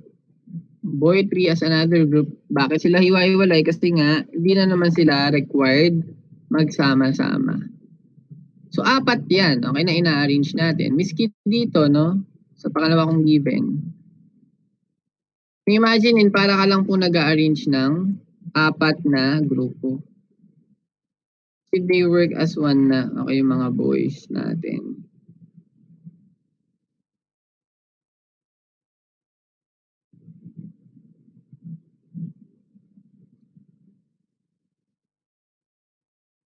So, kumbaga, bilangin nyo lang yung box. Okay, 4 na box po yung meron tayo. So, there will be 4 groups. Parang kanina dito, di ba? 2 box yan, 2 grupo yan. Okay, nagpapalit-palit lang yung box. So, ganun din po dito. Okay, pwede nyong iset as one group yung bawat boys. So, there will be 4 factorial para po sa grupo. Isa-isay natin yung bawat grupo. Tig ilan ba yung meron doon? O, group of girls, ilan sila? 2. Okay, yung boys, eto, isa to. Di 1 factorial. Okay, meron na namang isang boy. Ito na naman. Okay, so yan po yung magiging arrangement natin.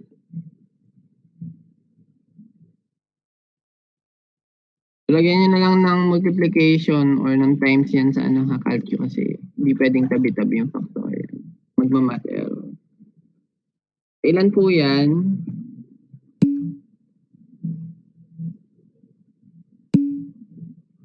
So ngayon mas dadami tayo compared po dun sa letter B.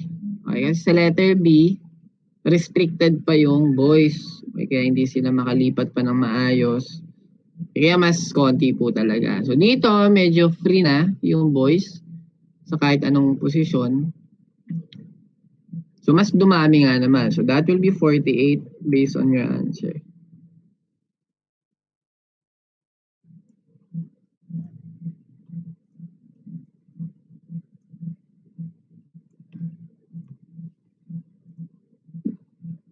Dito naman, we have 120.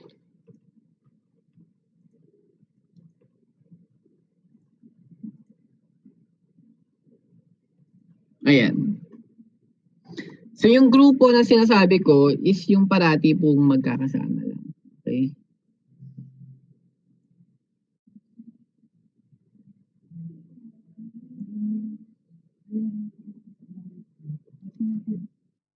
Anong number na tayo?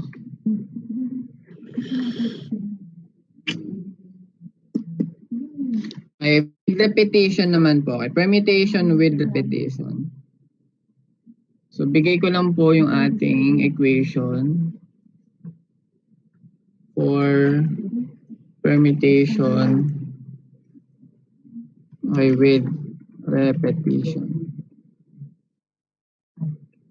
Nakalagay na naman dyan sa ating module that it will be n factorial divided by x sub 1 x sub 2 and so on.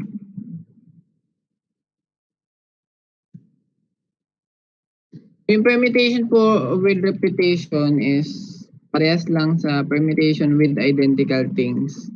So sabi po dyan, the number of permutations of n objects of which n sub 1 are alike, n sub 2 are alike, and so on. So ito daw po yung formula. So bakit natin dinidivide? Okay, dinidivide po natin para ma-eliminate yung mga magkakapareha. So mamaya explain natin parang mabuti no dito sa number 7 and 8 po natin. Sige, solve po natin muna. Ito.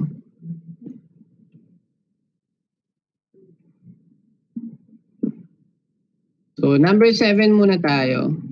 Ito madali lang din po itong topic na to.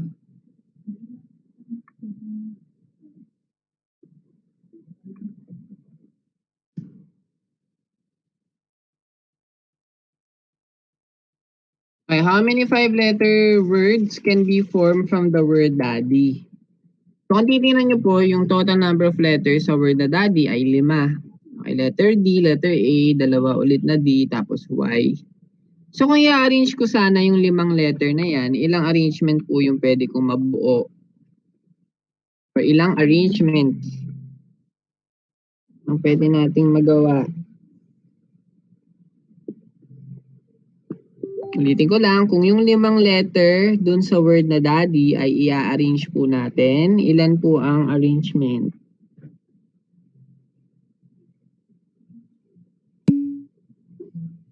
Okay, 5 factorial. Kasi 5 letter nga, tapos i-arrange mo lang din lahat. So that will be 5 factorial. So yun yung numerator natin. Ngayon, i-divide po natin yan. Ba't natin i-divide? I-divide ko yan doon sa mga identical. Ilan po yung identical dyan? Identical yung tatlong letter D, di ba? Kasi imaginein mo nga naman, pag nagpalit ng posisyon yung tatlong D, parang wala lang din naman mangyayari. Halimbawa, ito pong dalawang D dito sa may daddy, kung dalawang magkadikit. Kung yung D dito sa kanan, ilagay ko sa kaliwa, tapos yung D na nandito, lagay ko sa kanan. May magbabago ba dun sa word? Di ba wala naman? Okay, same meaning. Okay, same ang ibibigay na arrangement. Kasi nga identical sila eh. So kahit pagpalitin mo sila ng pwesto, hindi mo mapapansin na nagpalit na pala sila ng pwesto. Okay? So kaya tayo meron ditong i-divide. Okay? Para ma-eliminate po yung mga yon. So again, ang identical lang po dyan is yung letter D na ang bilang po ay 3. Yung letter A, isa lang naman. Pwede mo ilagay, no? Kung gusto mong kumpletuhin, 1 factorial, 1 factorial. Okay, 3 letter D, isang letter A, isang letter Y. Kaya lang, pwede mo namang i-exclude na po yung 1, 1 na yan. Okay, kasi wala lang din naman siyang value. Which is 1 lang din. Sige, ilan po ang lalabas dito? So, tama po ba yung 20? Sige, how about number 8 naman? So, application lang, ganun lang din po ang gagawin natin. Alamin kung ilan po yung total number of elements na kailangan i-arrange. Then after po nun, bilangin natin ilan ba dun yung identical. Okay, so tulad po sa number 8. So how many different signals? Each consisting of 8 flags. So 8 po yung flags na gusto nating i-arrange. So automatic, that is 8 factorial. Ngayon, so 8 flag na yan, meron daw pong mga identical. So 4 daw dun ay red, 3 daw dun ay white, and then isang blue flag. Okay, so i-divide natin sa identical things na meron tayo, 4 factorial, 3 factorial, and again, kung gusto mong isama si 1 factorial, edi isama mo. Sayang lang sa pindot. Okay, but to be clear lang,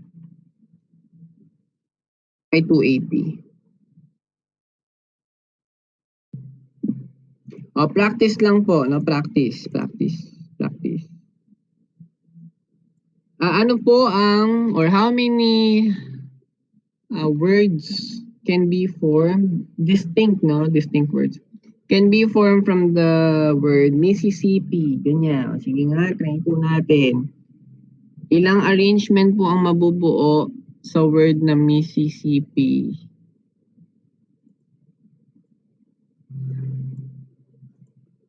Practice.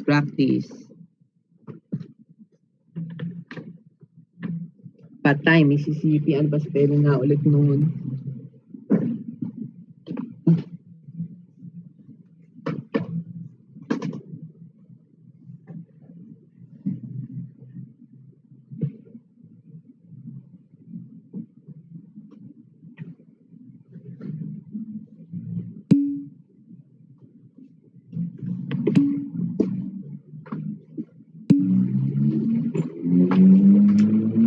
Yes naman, mga best in spelling.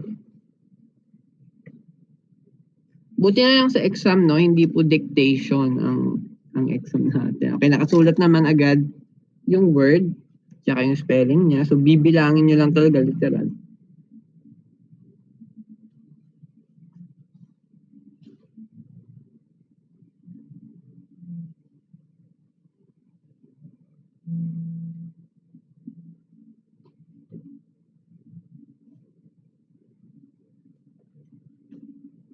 Okay, so mukhang magkakaparehas naman po kayo ng sagot. So, mukhang tama naman yan. Ang Mississippi po, ilan ang letters? 11, di ba? M-I-S-S-I, S-S-I, P-P-I. Kung saan, apat po doon letter S, apat din po ang letter I, tapos dalawa po ang letter P. So that will be 11 factorial divide. 4 factorial for letter I. Another 4 factorial for letter S. And then 2 factorial po para kay P. So yung M kahit hindi mo na-include kasi isa lang naman siya. So correct, that is 34,650.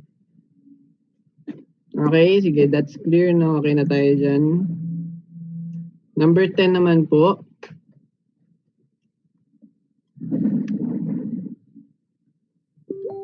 May naiwan tayo. So combination.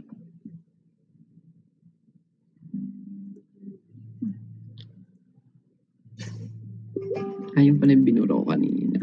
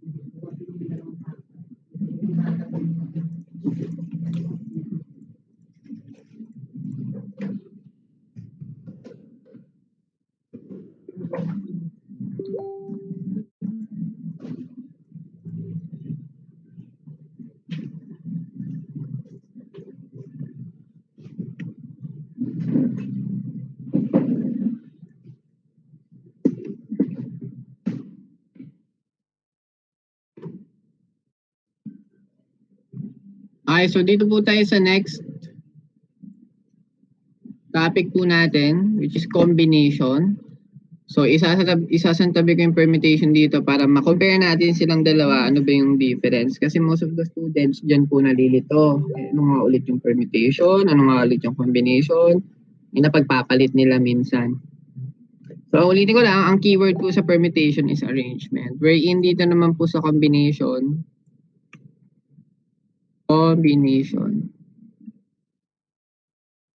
okay, the keyword will be selection naman.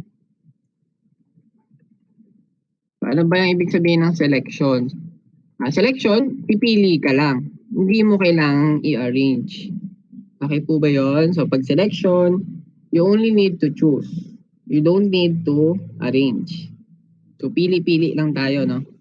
Set of elements, ganun. Sige, magbigay po tayo, no? So, ang ating formula para po sa combination is n combination r. Kung gusto nyo gamitin yung in terms of factorial, meron po ditong formula sa module.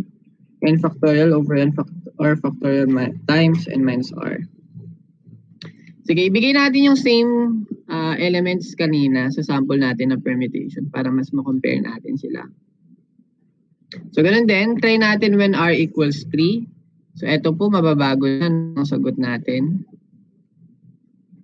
Ngayon, nung in-arrange natin yung A, B, and C, tatlong letter from the given set, ito yung lumabas. Pero kung pagbibilangin po natin yung combination, sa paningin ni combination yan po ay iisang selection lang. Okay, bakit siya naging isang selection? Ang titingnan nyo lang po is yung nilalaman ng bawat arrangement. Halimbawa, dito, anong letters yung meron? A, B, C. Dito, anong letters ang meron? A, B, C din naman. Ito, anong mga letters? A, B, C. Ito, A, B, C. So, lahat sila consist of the same set of letters. So, combine sila ng parehas ng set na letters. Di pare-parehas lang po yan. Okay, pinagpalit-palit mo lang ng pwesto. Okay, pero pare-parehas lang po yan. So, that will be one selection only. Nakuha po. So, there will be one only. So, pag gagamitin yung formula 3 combination, 3 will be 1. Sige, check natin kung nasundan nyo. No? Dito naman po sa when r equals 2, ilang selection yung nabuo dyan?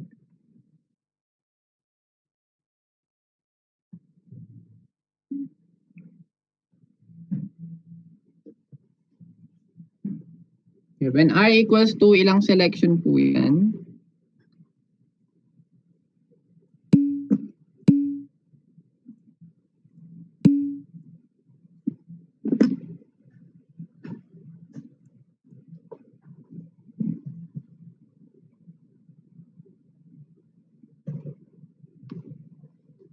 Nawala? Why is it nawala?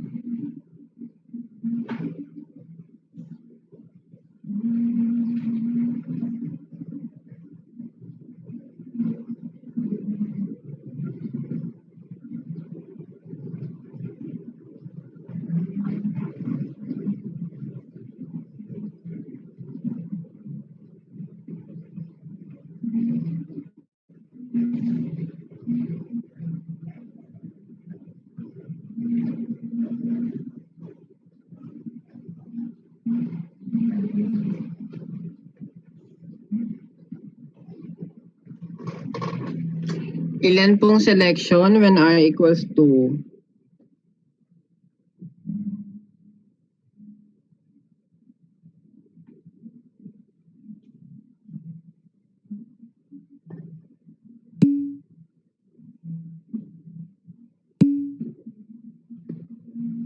Okay, so correct. That will be 3 selections. Okay, kasi kung titingnan po itong A, B at BA, parehas lang po yan sa paningin ni combination. Kasi parehas lang naman silang merong letter A tsaka letter B. Pinagpalit mo lang naman ng pwesto. Okay, so sa paningin po ni combination, isang selection lang po yan. Okay, ganun din po para dito kay AC tsaka CA. Okay, isang selection lang yan kasi parehas naman po silang merong letter A tsaka letter C. So, iba po yung set of letters dito sa set of letters ng kabila. Kaya they are different. Okay, itong dalawang to. Okay, and then sa BC din, ganun din po. BC at CB is the same combination. Combined of the same letters lang naman sila. Okay, so the order will not matter kahit magpalit-palit pa sila ng posisyon. Okay, hindi po sila magkaiba. Okay, so bibilangin natin there will be 3 selections. Okay, and yung ating combination formula will be C lang ito. And this will give you 3 as well. Pinapakita ko lang po yung mano-mano, barbaric, and yung pinaka na-derived na formula natin. When R equals 1, kung titingnan po, yung A, B, and C are totally different from one another.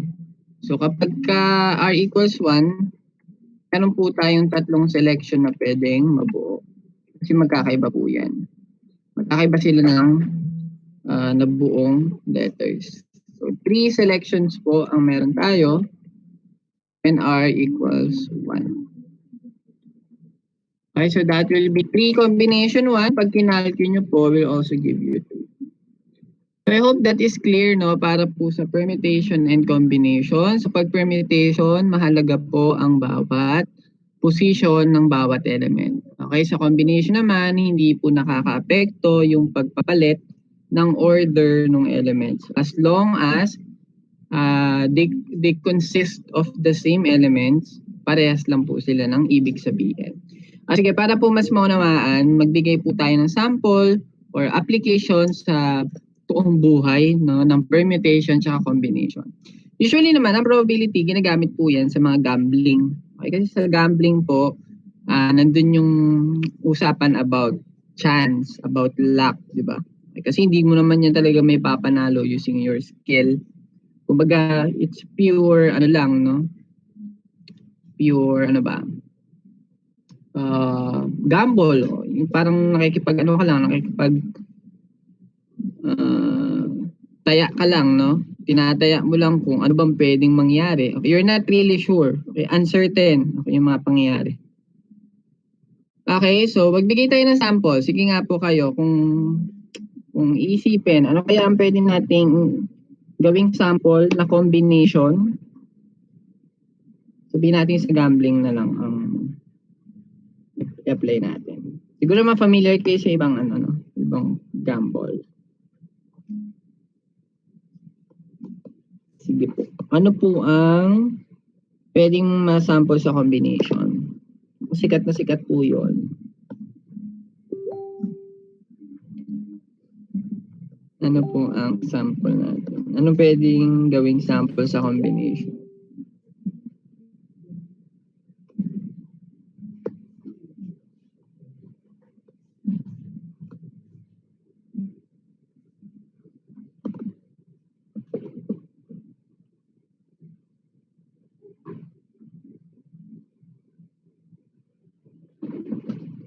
May naiisip po ba kayong sample para sa combination? Sikat na sikat.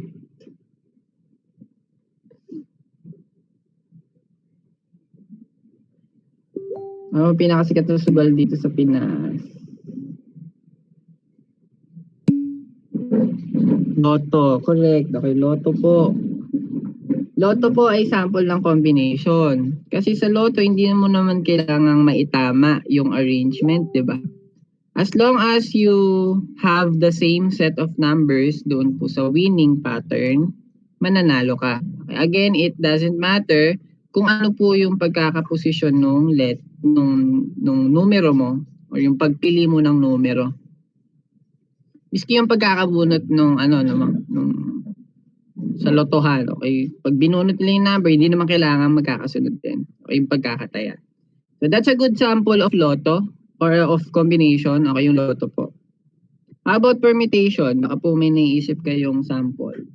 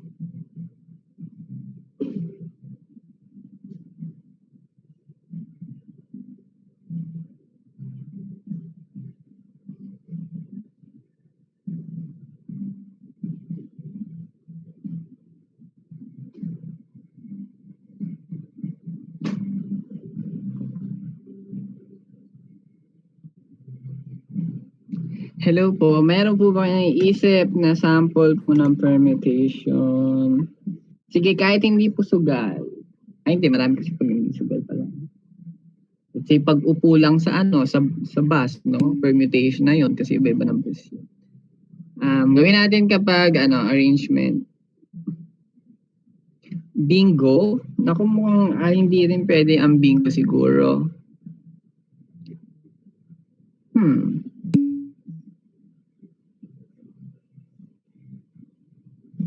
Yan, sa pila nga, pag sa application. Kaya, gawin na lang natin sa sugal. Kasi pag hindi pa sa sugal, ang daming pwedeng malagay.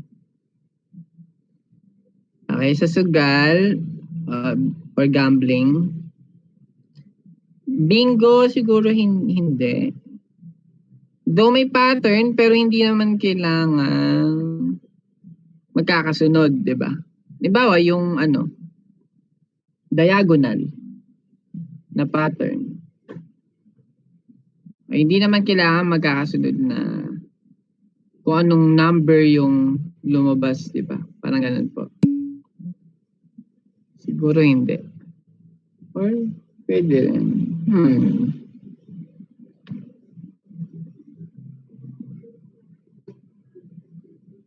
Okay, sige. Maganda po ay ending. Alam niyo po ba yung ending? Sino pong familiar sa ending? Kung may nag-ending or parang wedding, no? Ganon. Yung ending po sa basketball yun, no? Ako po kasi dati nagpapa-ending.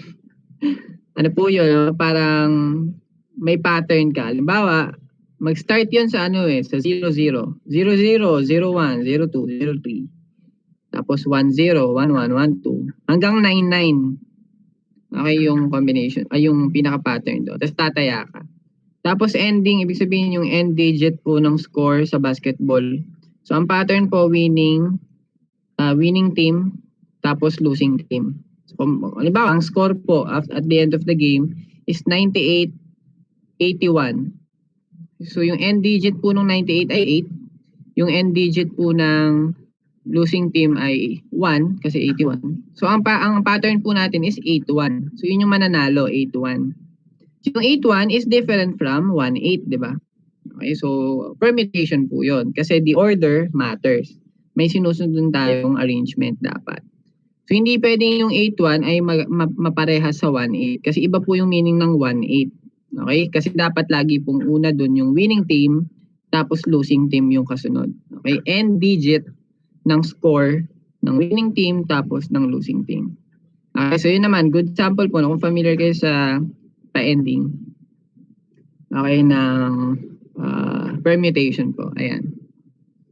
Okay, so I hope hindi nyo na po makalimutan yun hanggang review nyo for boards kasi medyo trend din po sa board exam ang probability. So malaga na naunawaan nyo po yan, si permutation pati si combination. Anyways, we can proceed to number... Ano yung susunod dito? Number 9 muna. Okay, hindi natin nalagay.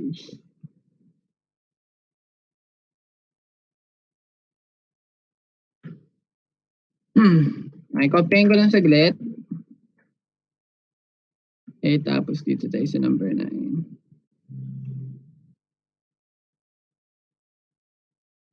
Sabi lang naman dito, how many committees of 3 can be formed from 8 people? Okay, napakadali lang niya. Kasi, pipili ka lang daw ng 3 tao para bumuo ng committee out of 8 people. So, ang pinaka-solution lang po natin will be out of 8, we will select 3. So, that is 56. Tama. Sa ibang problem nga pala, no? So, dapat, kayo po ang magde-decide kung ano po ang gagamitin ninyong technique ng counting, permutation bar combination.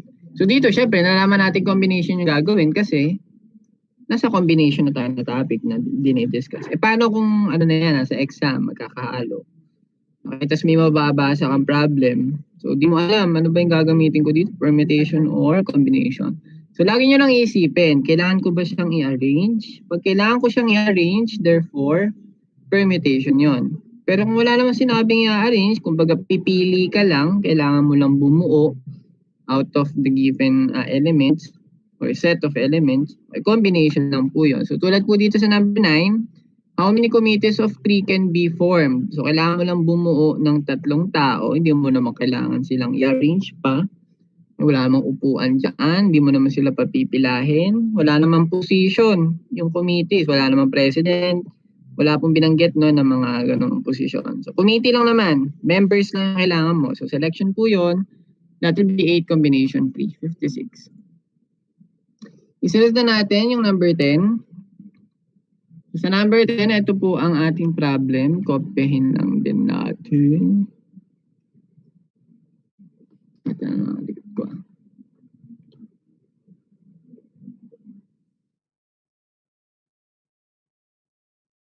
Okay, so in how many ways can a committee consisting of 3 men and 2 women be chosen from 7 men and 5 women? So sinulat ko na dito yung pinaka-given sa number 10. Itong number 11 mamaya na to. Gilid ko muna.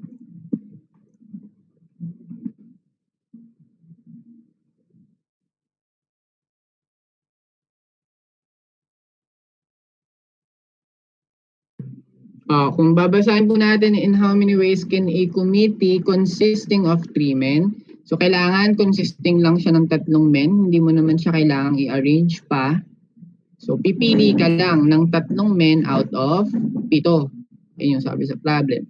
And then 2 women daw out of 5. So kung bubuin po natin yung selection sa bawat gender muna. No? So we have out of 7 men, we will select 3. Okay, this is for the men.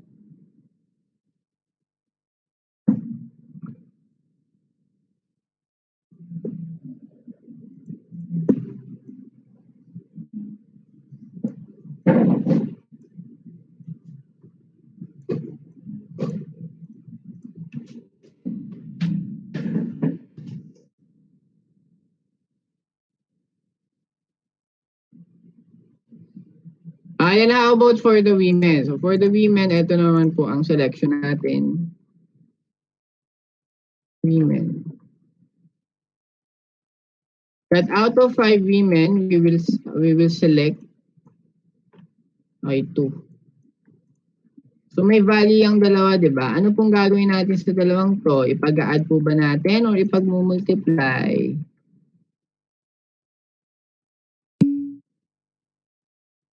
Ano pong gagawin ng operation? Kasi syempre meron kang bilang for men, meron ka ding bilang for women.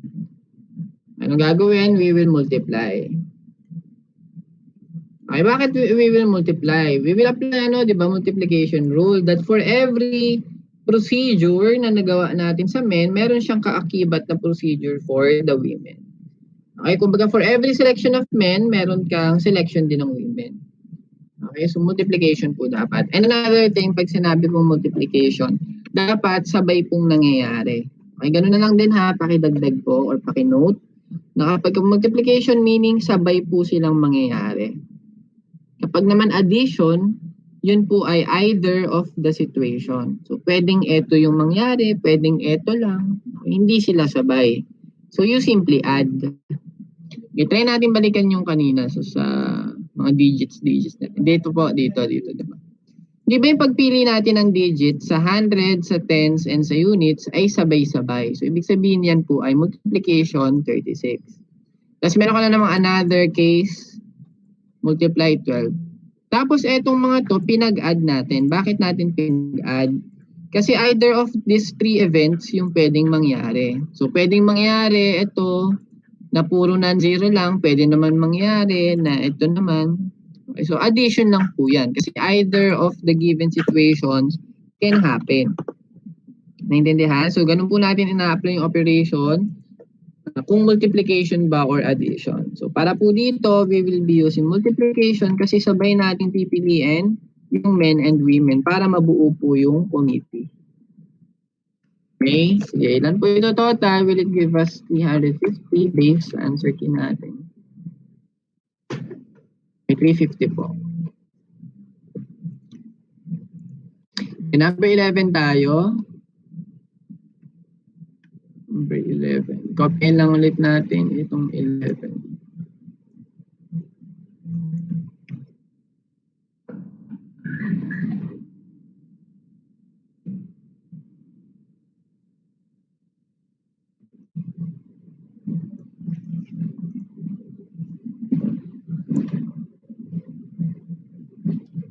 Kakasya ba si 11? Ay, hatiin ko na lang ito ha. Maikli lang naman itong 10 eh.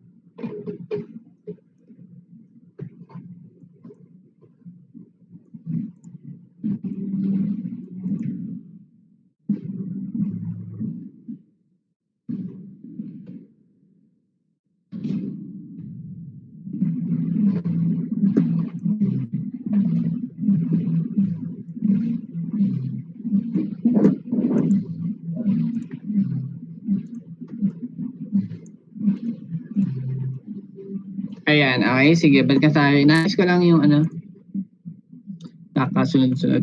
Okay, so for 11, we have a delegation of 4 students which are selected each year from a college to attend the National Student Association annual meeting. So meron daw pong 4 na ipapadala okay, para dun po sa annual meeting natin. Ngayon, yung apat na yon ay manggagaling po sa 12 eligible students. So out of 12 students, 4 lang po ang ating kukunin para papuntahin po ng national meeting. So obviously, hindi mo naman kailangan i-arrange pa yun, di ba? Or pagkakasunod-sunod sila. Okay, so you only need to select. Okay, nandun na po yung keyword na selected each year or selection, kumbaga ang gagawin po natin. So combination po ito, letter A, in how many ways? Can the delegation be chosen if there are 12 students? So para ka lang pipili ng 4 students out of 12. So the answer is simply out of 12, you select 4. So 495 po. Based dun sa answer key, paki-check na lang kung parehas. Okay, letter B naman po. So letter B, ito po ang ating condition.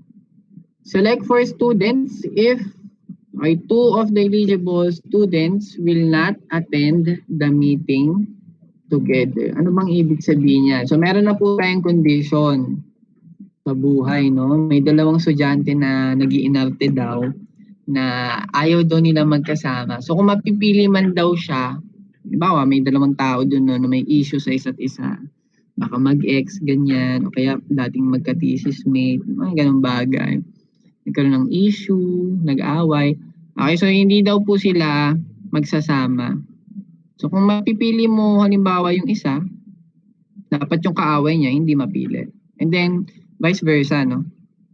Okay, so it's either piliin mo ko or wag na lang, no? Kung kasama lang din siya. Okay, parang ganun po yung condition sa letter B.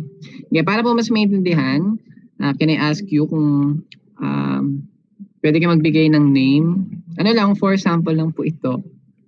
Para lang po mas maintindihan. Name po, no? 2 name na gagawin po nating bida para po sa condition letter B.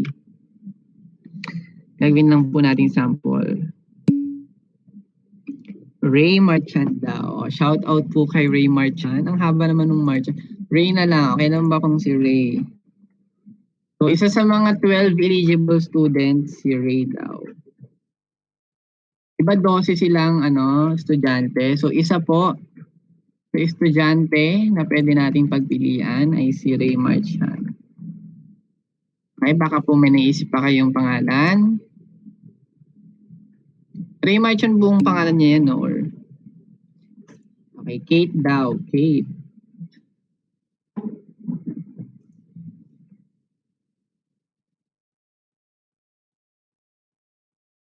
Aside from Ray, andun din po si Kate. And sila po yung dalawang nag-iinerte, okay, na ayaw po nilang magsama. So sabihin natin sila po yung mag-X, o kaya baka magka-thesis mate, ganyan. Bahala sila. Okay, so si Ray and Kate po ang ating given sample. So ilan ba yung student? 12. Tapos pinangalanan na natin yung dalawa. So ilan po yung matitira? There will be 10 other students.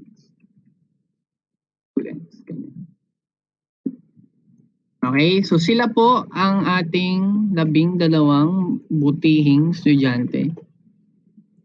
Okay, tapos magbigay tayo ng senaryo. So halimbawa, no, pipili po tayo ng 4. Sabihin natin napili natin si Ray kasi medyo masipag siya. So, sama ka, Ray. Ngayon, sinong pwedeng kasama ni Ray? Pwede ba nating isama si Kate? Alamang hindi, di ba? Kaya mag-aaway lang po yan. Okay, so itong tatlong to, ililive natin as blank. Okay, so free po yung slot na yan. Okay, sige, another pattern or another scenario. So this time, ang kasama naman po ay si Kate. Obviously, pag sinama ko si Kate, hindi na pwedeng sumama si Ray. Okay, kasi hindi rin naman siya papayag.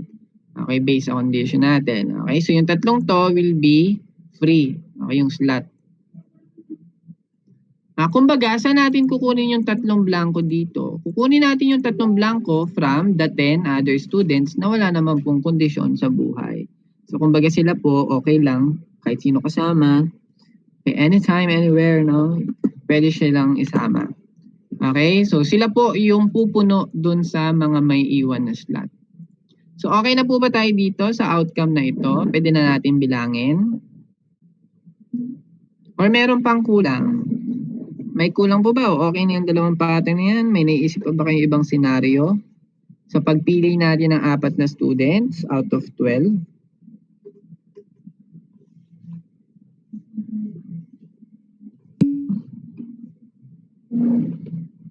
Ayan. Okay, so meron pa po tayong isang outcome na possible mangyari and yun po ay kung wala po silang dalawa. Okay, since nag-iinarte po sila, di wag na lang kayo sumama. Oo, mag-usap kayo, no? Mag-reconcile kayo. Okay, so meron po tayong isang set kung saan yung ating delegates ay manggagaling lang dun sa 10 other student. Okay, yung mga walang kondisyon. So possible din po mangyari yan na hindi po natin mapili si Ray and si Kate. Okay, sige, let's count. So yung blanco po dito ay manggagaling sa 10, we will select. Okay, ganun din po dito. Out of 10, we will select 3. And for the last one, out of 10, we will select 4.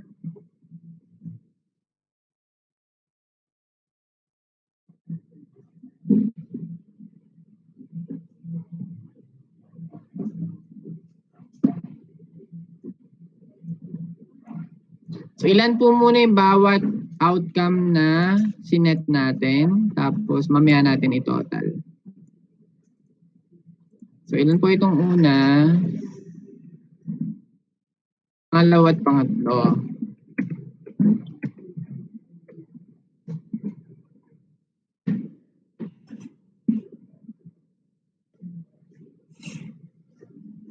So ilan ang 10 combination tree?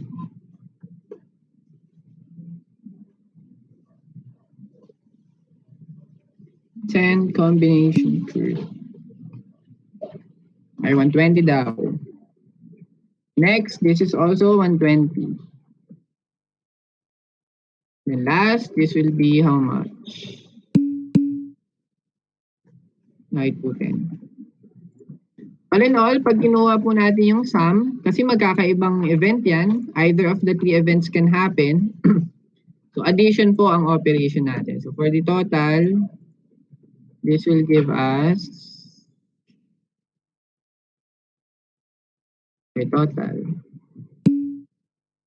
120 plus 120 plus 210. Okay, 450 po.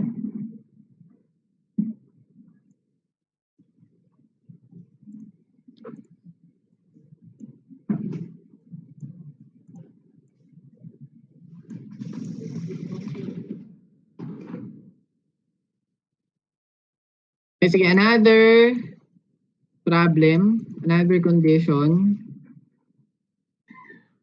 So select 4 students if 2 of the eligible students, so dun pa rin po tayo sa 12 student. This time meron naman daw pong kasal, di ba? May college pa lang ba yan? May college pa lang no, kasal na daw sila. Medyo napaaga po ang kasalan.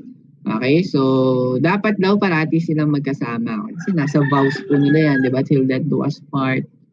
Okay, so it's either isama nyo kaming dalawa or wag na lang. Akala mo kawalan talaga sila yun. Okay, so yun po ang ating kondisyon for letter C. So again, for the sake of discussion, pwede po ba kayo magbigay ng dalawang pangalan ulit? Okay, para lang po mas malinaw. Except kay Ray and Kate, no, baka. Kay Almira daw, Almira.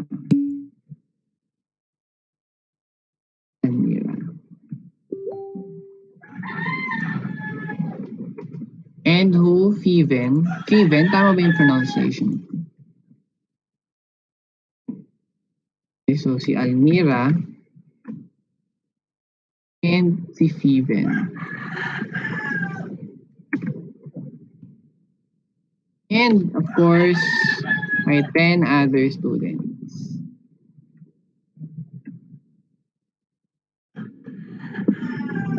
Ay, sasabihin po natin kasal, no? Kasal po si Almira at saka si Fiven. Ay, tapos kasama sila doon sa 12 eligible students. So kasama sila sa pagpipilian. Pero meron nga lang po silang kondisyon sa buhay nila na kailangan po parati po sila magkasama. Okay, so mag-set po tayo ng mga given samples. So una, of course, try natin isama si Almira. And kung sasama po si Almira, hindi po papayag na hindi sumama si Fiven. So kasama po dapat si Fiven. Maglalandian lang yan sa meeting, no? Okay, yan. Almira and Fiven. Okay, ano pa po ang pwedeng mangyari? Of course, huwag na lang silang sumama, no? Okay, kung married sila, mas marami pa silang gagawin. Hindi huwag na kayo sumama. Okay, so ito pong 4 na slot natin will be coming from the 10 other students na lang. Okay, so tulad mo ng ginawa natin kanina, isa-isahin lang. So yung una po ay dalawang ang slot na pwedeng fill upan. So therefore, there will be 10 students na wala pong kondisyon. And then we will select 2. And then for the next one, out of 4, or out of 10, we will select 4 naman. So, pakikuha muna yung bilang ng bawat outcome na sinet po natin. Then, saka po natin ikuha si total. Itong 10C4, meron na tayo, no? 210. Yung 10C2 na lang. Ilan po si 10C2?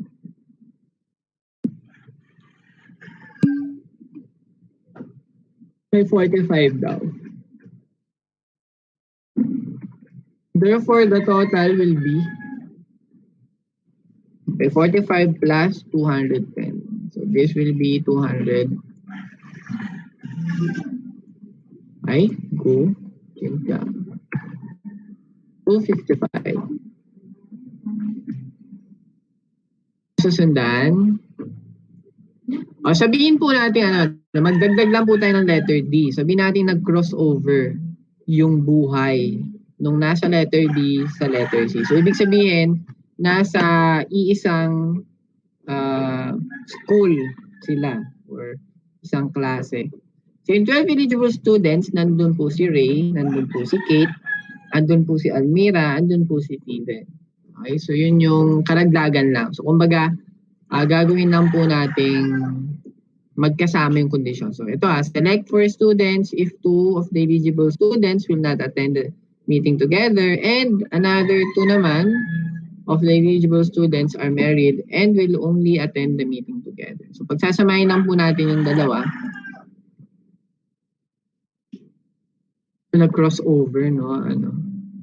Greatest crossover of the time. Okay, so si Almira and si Steven. Ay, mali.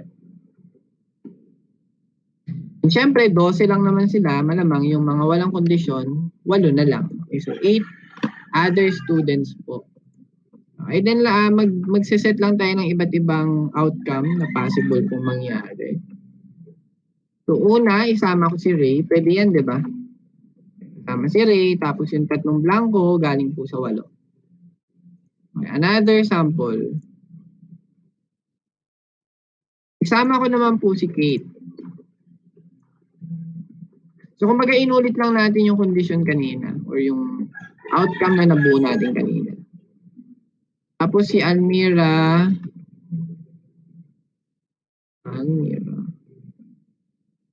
and si Steven. Ay sila po yung mag-asawa, no? Na kailangan po magkasama parati. Till death do us part.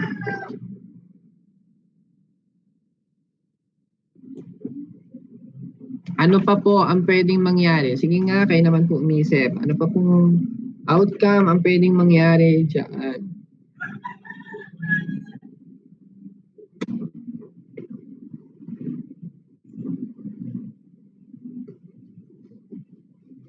Sino pa ang mga pwedeng magkakasama?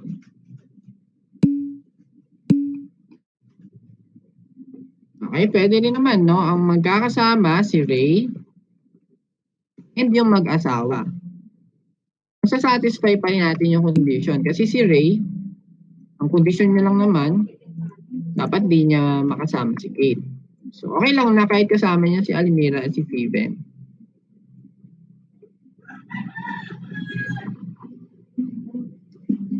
Okay, pwede rin naman, instead na si Ray, ang kasama ng mag-asawa, ay si Kate naman.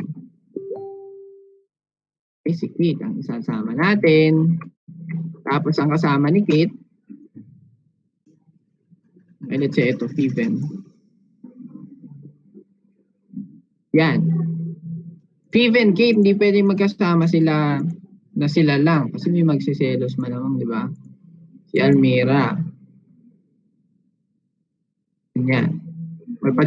Pagpalitin natin ang pwesto. So, pwede rin po yan. Okay? Still, sinasatisfy po natin yung condition. And lastly, may pinaka-last, no, is wag na lang kayong sumama lahat. Okay? Dami yung kondisyon sa buhay. Okay? Meeting lang naman yun, di ba?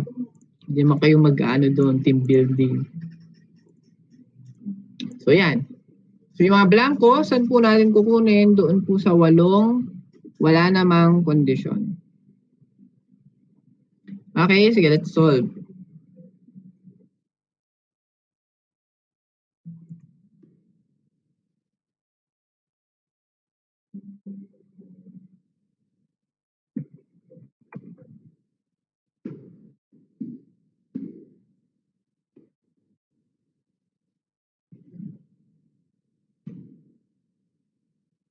Sorry ako makain.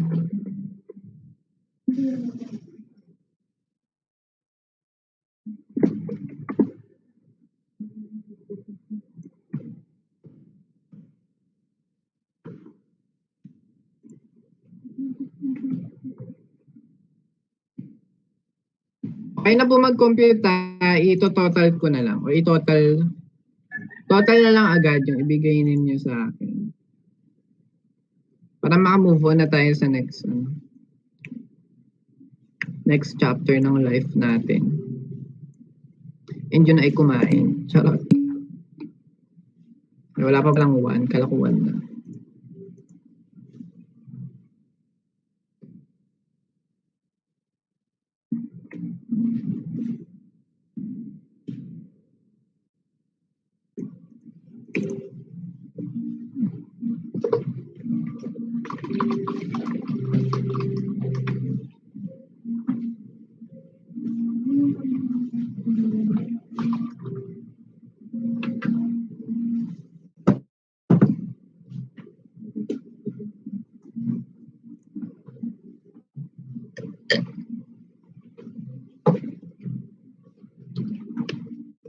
Ayan, so ngayon pa lang po talaga tayo mag-discuss ng probability.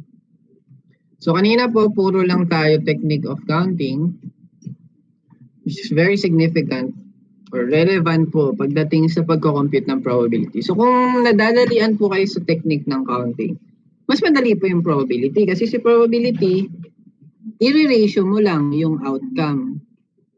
Okay, na ginagawa po natin kanina pa, okay? iba't ibang sitwasyon, iba't ibang pamamaraan. Okay, so again, ang basic formula po natin for probability is the ratio between the number of ways that the event can happen divided by the number of ways that the sample can occur. So sa madaling sabi, ang pinakamadali po niya, no, desired outcome, okay, divided by the total outcome.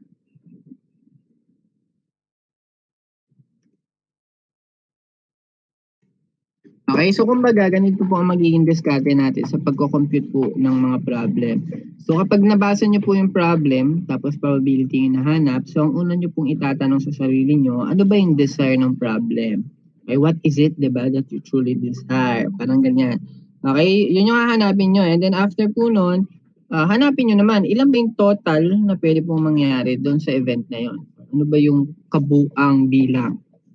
Okay, para po sa event na yun. Sige, try po natin number 1 para po mas mabilis na and mas maunawaan pa natin mabuti.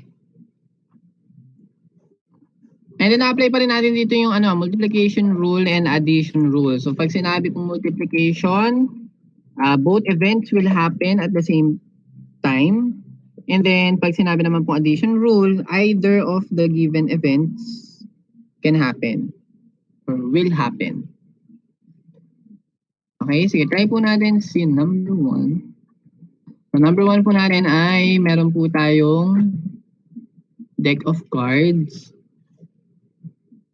Burahin ko na lang muna ito.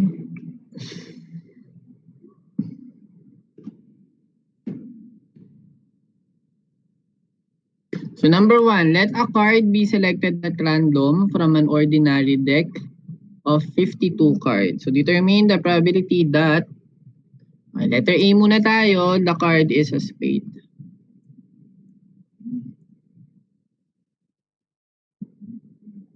Ano nga ulit ang ating probability? Dito ko na lang palagay siya. Tipid sa space.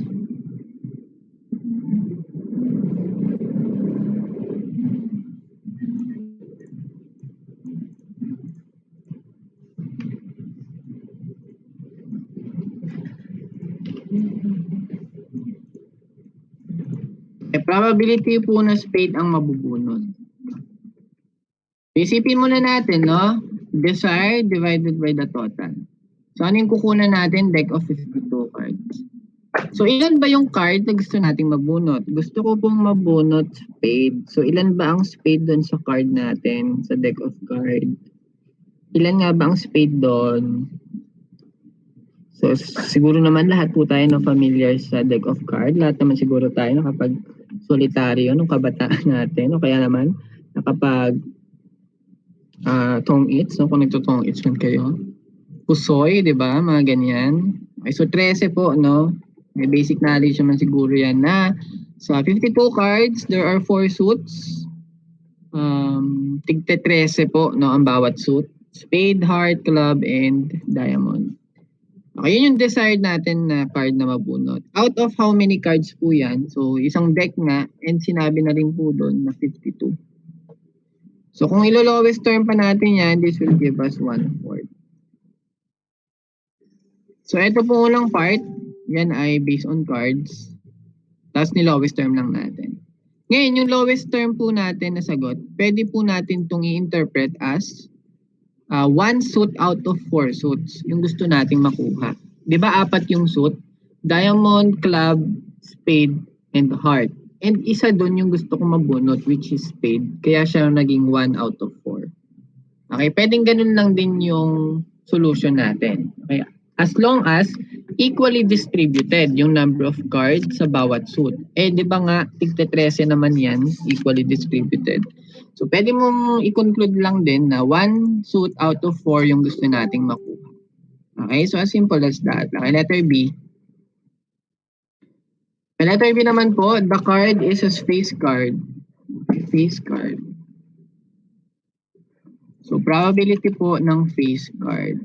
So, ano lang ba yung face card pagdating po sa ating baraha? Di ba yan po yung Jack, Queen, and King? Kasama ba si Kaido? Siyempre hindi. Okay, so face card po natin will be Jack, Queen, and King only. So, ilan po ba ang face card kung bibilangin? Jack, Queen, and King. Jack.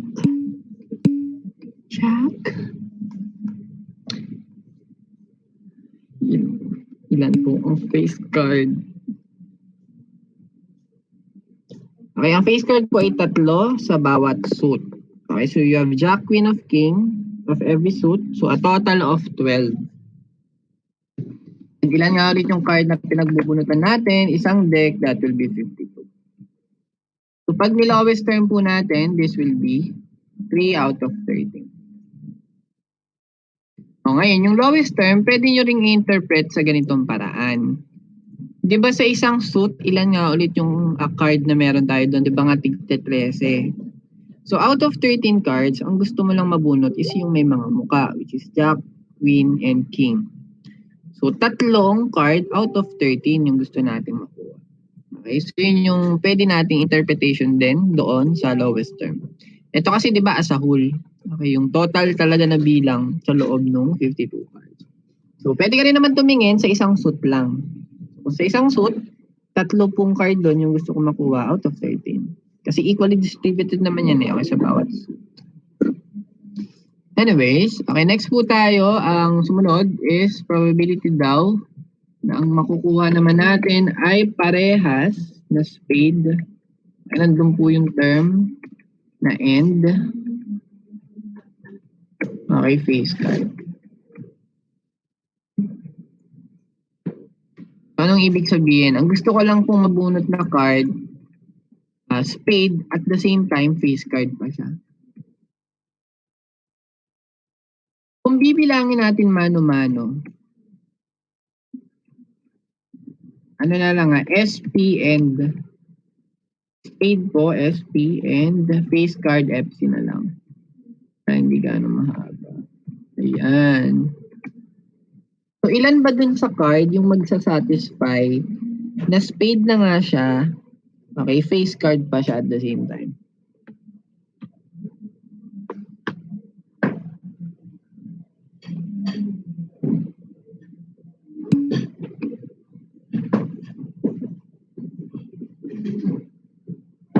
Ilan po ang papasok doon sa kondisyon na spade na nga po siya at the same time face card? Okay, 3 po. Okay, that's correct, no? 3. So yung pagbibilang, pwede mong tingnan muna, no? Ilan nga ulit yung spade dun sa card? Eh di 13. Sa 13 na yon, ilan ba dun yung merong face lang? Eh di 3. Okay, so that will give us 3. Namely, Jack of spade, Queen of spade, tsaka King of spade. Okay, so that will be 3 out of 52. Lowest term ba yan? 30, 22, wala. Okay, so yan na po yung ating sagot. 3 over 52.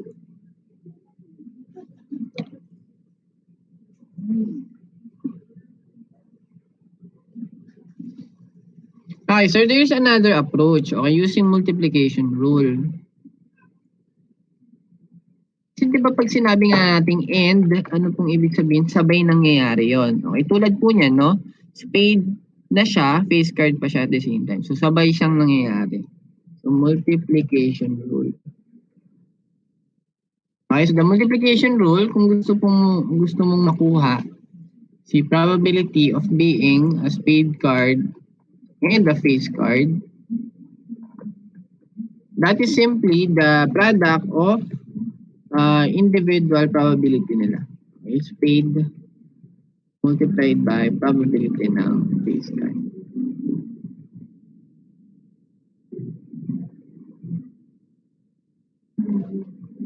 Okay, so pag multiplication rule, sabay nangyayari, so meaning, we get the product to get the total. So applicable pa rin po dito yung natutunan natin kanina. So ang spade based on initial computation is 1/4. And the face card is 3/30. And this will also give us 3 out of 52. Ayan, malinaw po, no? So pag n po yung term, multiplication rule. Or kapag, sabay mangyayari.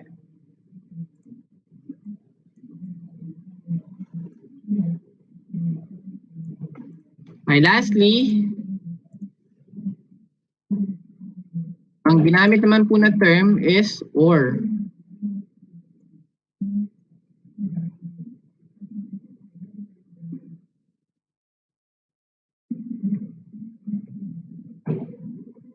So ito po ay or.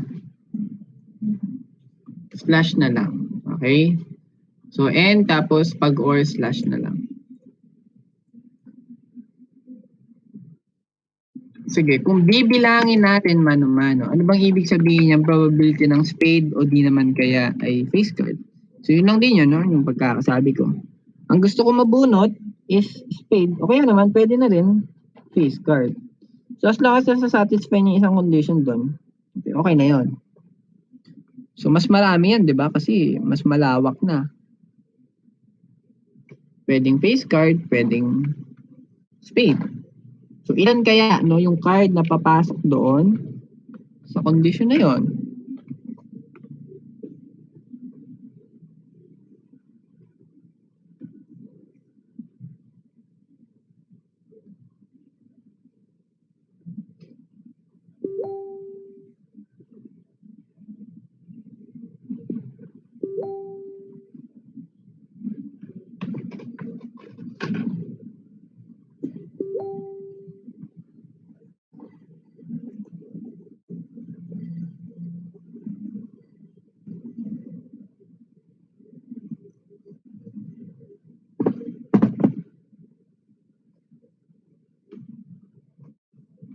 Ilan po? So gusto kong makabunot ng spade o di naman kaya face card. So ilan yung pwede nating mabunot? Or ilan yung gusto nating mabunot? All in all. Based sa condition na sinabi.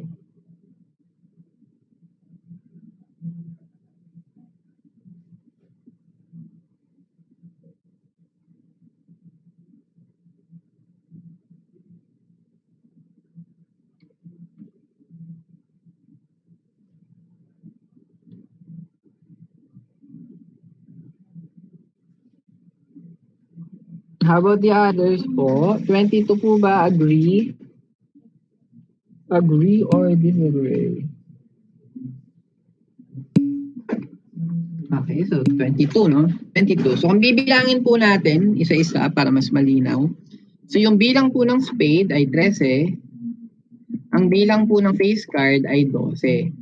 Kaya lang, pag kasi pinagsama natin yan, may mga madodoble. Imagine, ito pong 13 cards na to ay mula po sa Ace of Spade, 2 of Spade, 3 of Spade, hanggang King of Spade. Dito naman sa 12, lahat ng Jack, King, and Queen ng bawat suit. So may nadobleng bilang dyan. Okay? Kasi dito sa 13, nandun po yung Jack, Queen, and King of Spade.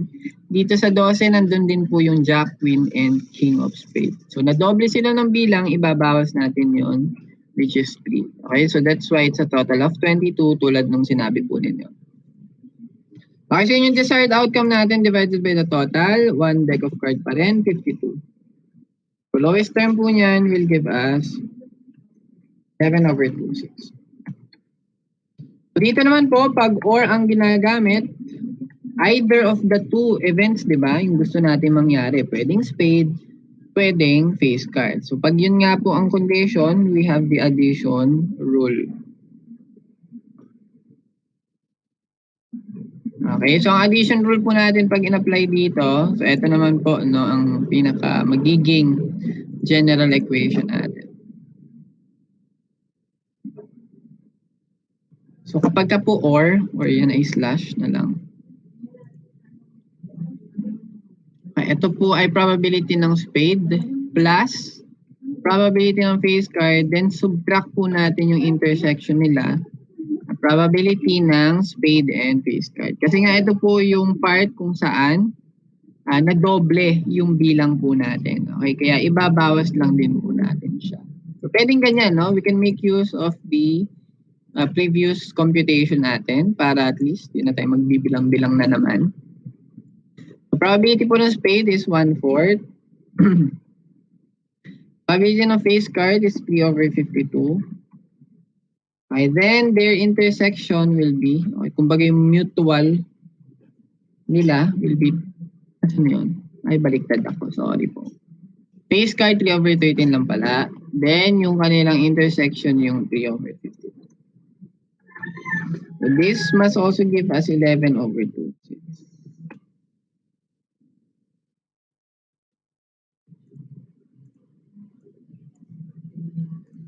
Yung term po na multiplication rule or yung term na end, yan lang din po yung intersection. Intersection. Okay, yung term naman po na or, yun lang din po yung union. Ibig sabihin, combine, pinagsama po. So meron kasi tayong probability kapag ka union o kaya probability kapag ka po intersection. So pakita ko lang din. So pag intersection, yan po yung probability ng A intersection of B. Ang intersection po is denoted by inverse U. Inverse U. Ito siya. Okay, B. May equal lang po sa product na probability ni A. Okay, and probability ni B. Ayun yung ginawa natin dito, no, sa multiplication rule. Kapag ka naman gusto mo makuha yung union, ibig sabihin yung kabuuan, yun po yung term na or, pinagsama na bilang ng spade tsaka ng face card. So union po yun, denoted by U. Okay, ito naman po. So yan po ay sum. But, okay, mina-minus lang po natin parati yung kanilang intersection. Okay, kasi nga, nadodoble po yung bilang pag hindi natin ito binawas.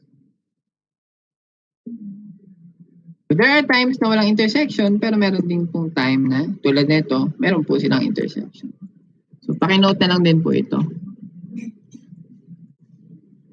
Okay. Okay ba? Ano number to? Proceed po tayo number 2. Kung di po tayo abutin ng time today, i-continue ko po ito by next meeting kung kailan man po ako ulit magtuturo sa inyo. Siguro pagdating na strength.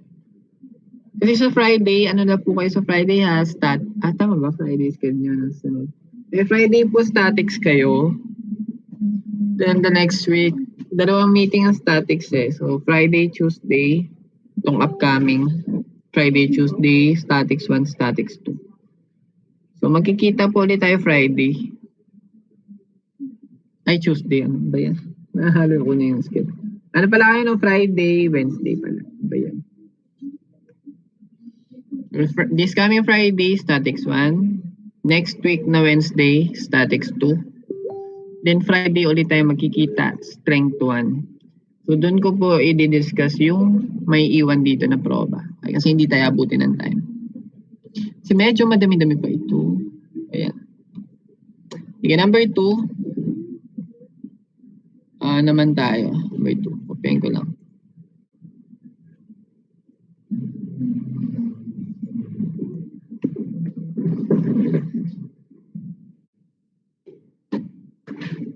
Ayan, so meron po tayong prepared na setup po for number 2. Okay, so let 2 items be chosen at random from a lot containing 12 items in which 4 are defective. So sa 12 item daw na meron po tayo,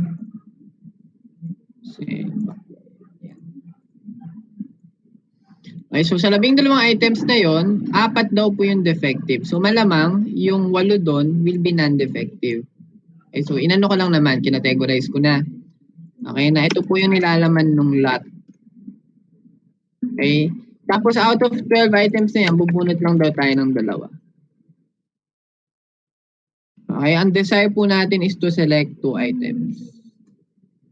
So sabi ko, di ba yun parati ang first step, alamin mo ano yung dinedesire ng problem. So ang desire natin ay to select 2 items, tapos nag-iiba-iba lang yung condition. So yung una po, letter A, gusto nating mabunot 2 item na parehas pong defective. So kung yan po yung ating isosolve,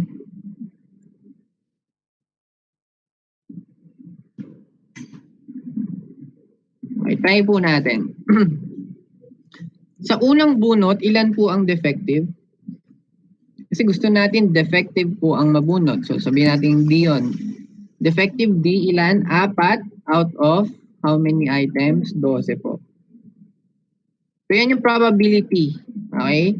Na defective po yung makukuha natin sa unang bunot. Eh halimbawa naman sa pangalawang bunot, ilan na lang yung defective?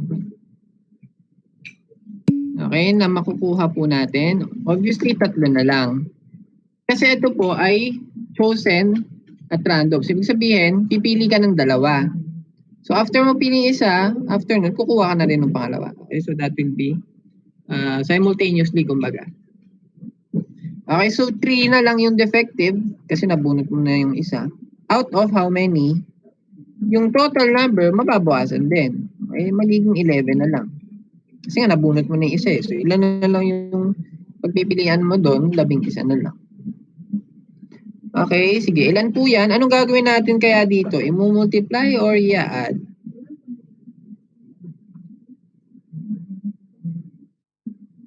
Anong rule ang gagawin natin? Okay, we multiply. Kasi nga simultaneously po natin bubunutin yung 2 item na yan out of the 12 items sa loob.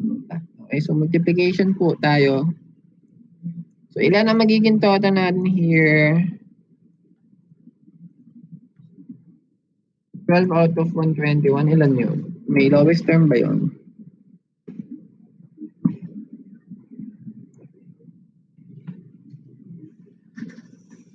Ay, ano pala, 132.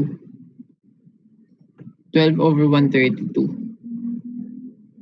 Meron ba siyang lowest term? Oh. Oh. Oh.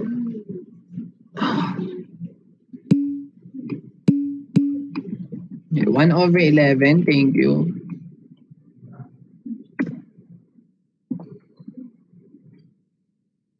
No.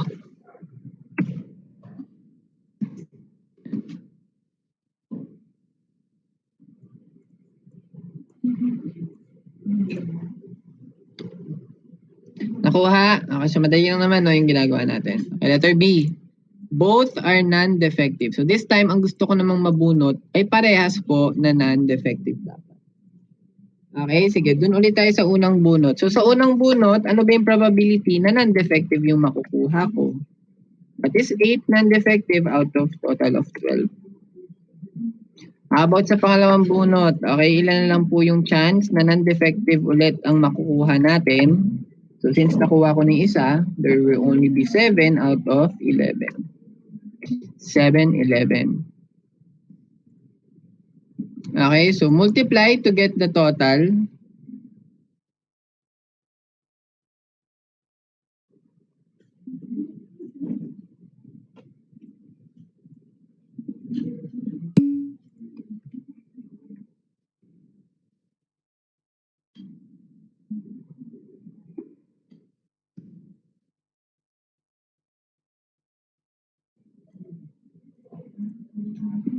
Okay, 14 over 33 daw. Correct? 8, 12 is 2/3.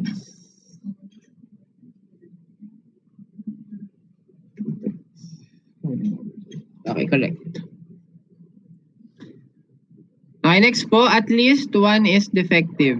So pag sinabi natin at least one is defective, anong gusto natin palabasin? Okay, one defective and one non-defective. Para magbigay tayo ng range. So ang pasok po sa binigay na kondisyon dito, basta na yung pa-L. Walang pa-L. Pala ko dyan.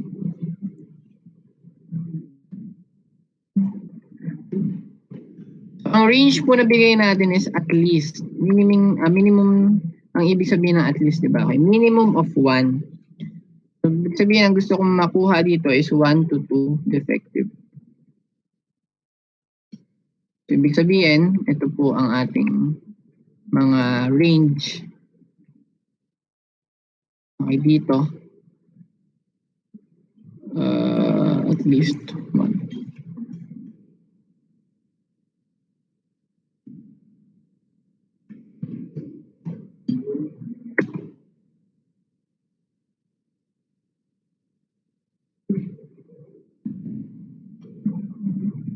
One to 2.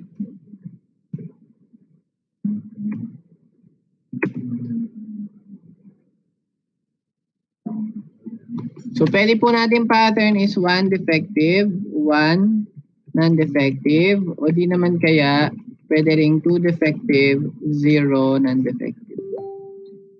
So, dalawin ko computein natin. Kasi at least 1 eh. So, ibig sabihin may range po siyang binibigay. Okay, sige, gawin po natin.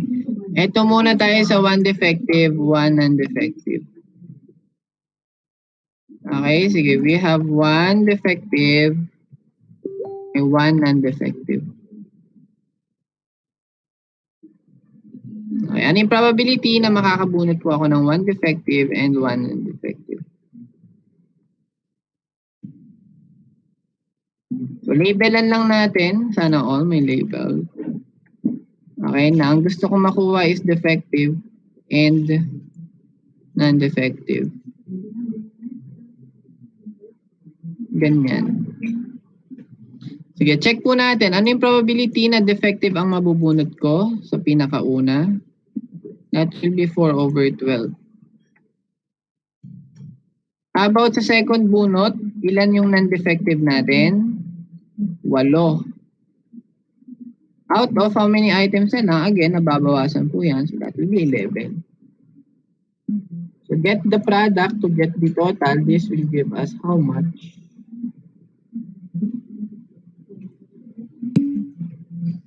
1/3 times 8 over 11. 8 over ilan? 33? Or 8, 12? 1/3, 8 over 33. Okay. But take note, para po dito sa condition na 1 defective, 1 non-defective, kulang pa po ito. Okay, bakit siya naging kulang? Kasi pwedeng ganito po ang mangyari na scenario, di ba? Okay, ang pwede naman mangyari, non-defective yung una. Okay, then yung pangalawa naman po ay defective. Possible din yan, di ba? Kasi magkaibang event po yan. Magkaibang pangyayari yan. So, pag bubunot ako ng non-defective sa una, that will be 8 out of 12. And pag defective yung bubunutin ko sa pangalawa, edi 4 po yun out of 11. So, this will also give me 8 over 33. And their total, so hindi pa pala ito final answer, no? Kasi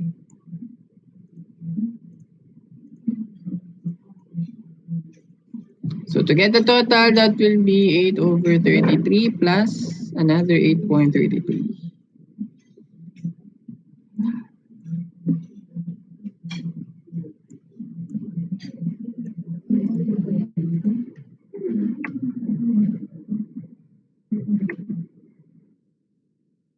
Ilan po yan? 16 over 33. May lowest term ba yun?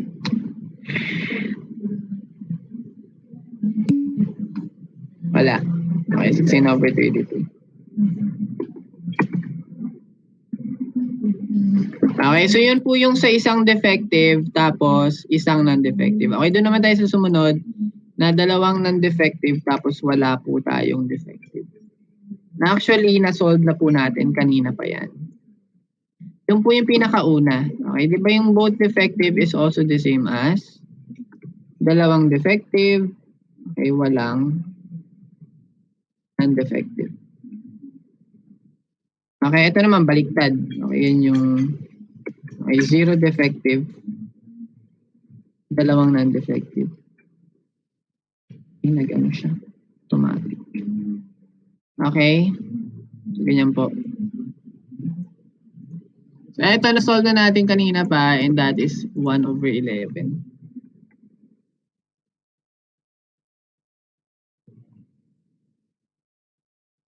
So to get the total of probability ng at least one defective, ilan po ang lalabas? So anong gagawin natin sa 16/33 and 1/11? Obviously, pag-add lang po yan kasi yan po ay magkaibang event. Okay, we only want the total, so we get the summation.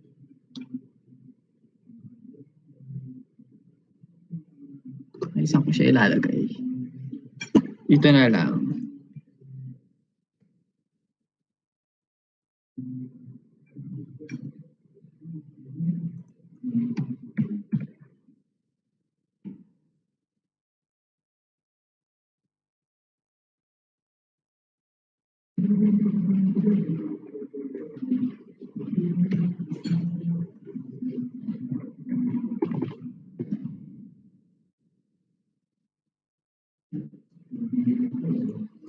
Ano bang mas madaling paraan? Okay, meron po mas madaling paraan. Yan po ay atakihin yung opposite. Paano natin naatakihin yung opposite?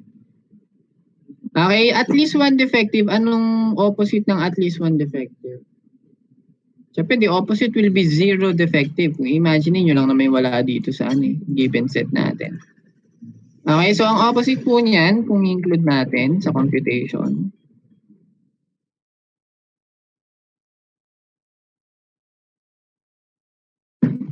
the opposite of at least one defective is zero defective item. Zero defective. Ay dalawang non-defective. Tama po, yan yung opposite. Ibig sabihin ng opposite yun yung hindi included doon sa ating given range. Okay, or sa event na gusto nating mangyari. Okay, so zero defectives, Google na. Zero defective and two non-defective, na-solve natin kanina yon. Okay, na ang probability po ay 14/32. Now, to compute for the probability, ang property po ng probability, the summation is always equal to 1. Yung probability po ng desire natin, okay, plus probability ng kanyang opposite is always equal to 1. Okay, parati po yan, no? Equivalent sa 1. Sabihin 100%. So, ang desire natin dito is yung at least, okay, 1D.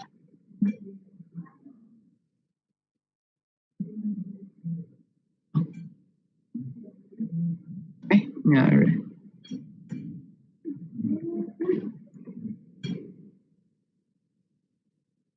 And yung probability po ng opposite ng at least one direction, or sorry, one defective, ay 14/32. That will also give you how much? Pag sinolve po natin to, that is also 19/33. Okay, so pwede rin pong ganito ang approach natin.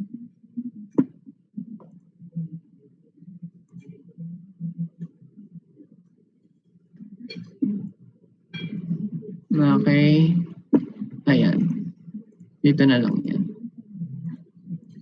Again, pwedeng opposite ang atakihin or pwede rin naman, computin mo talaga yung desired outcome. Tapos, pagsama-samahin mo, summation. Kaya medyo matagal din, di ba? Kasi, i-add ka pa.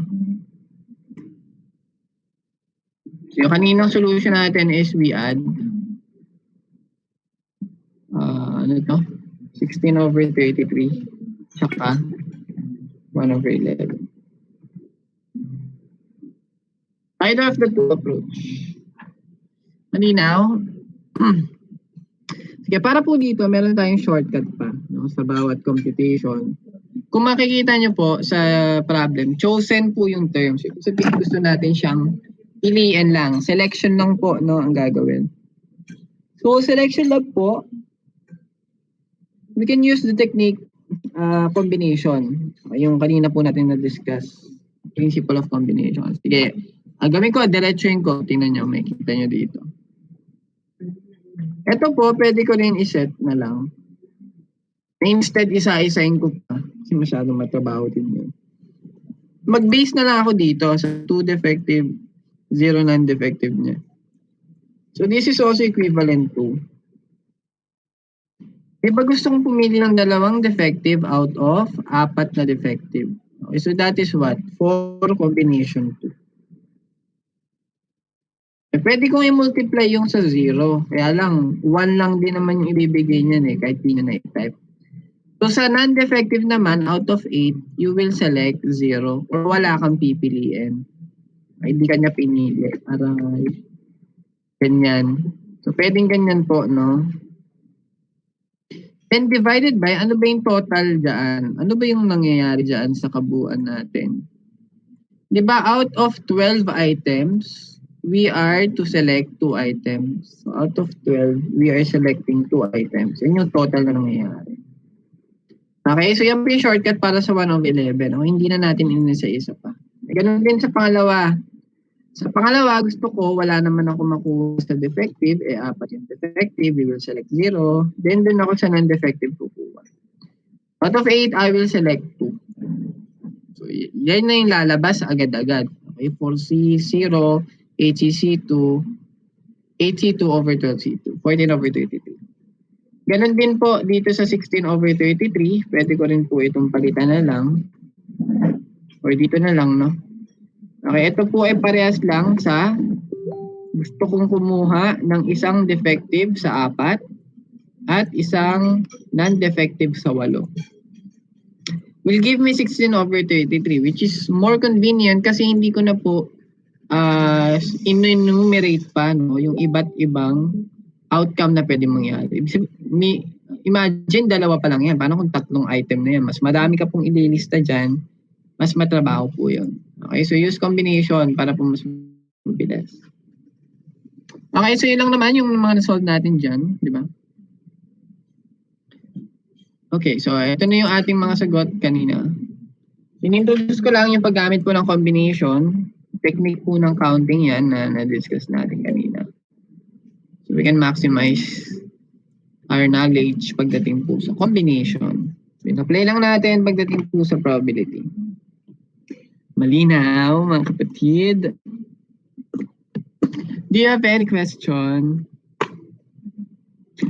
Ay kasi mukhang time na po.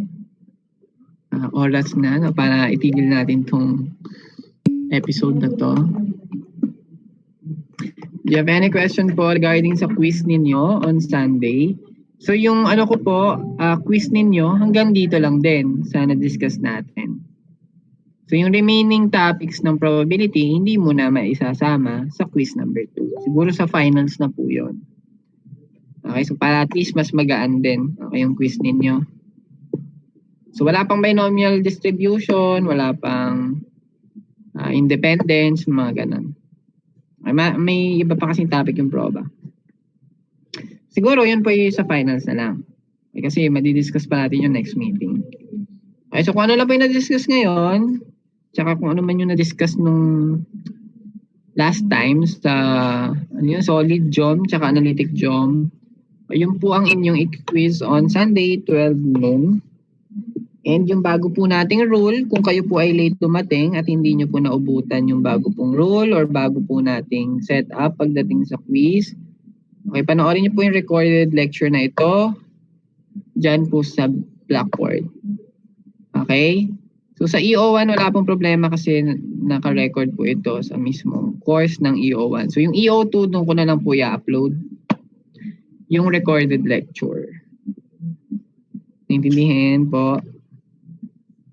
So proba, aralin nyo na lang po agad-agad para po hindi po kayo matambakan at makapag-prepare po kayo para po sa Sunday na quiz.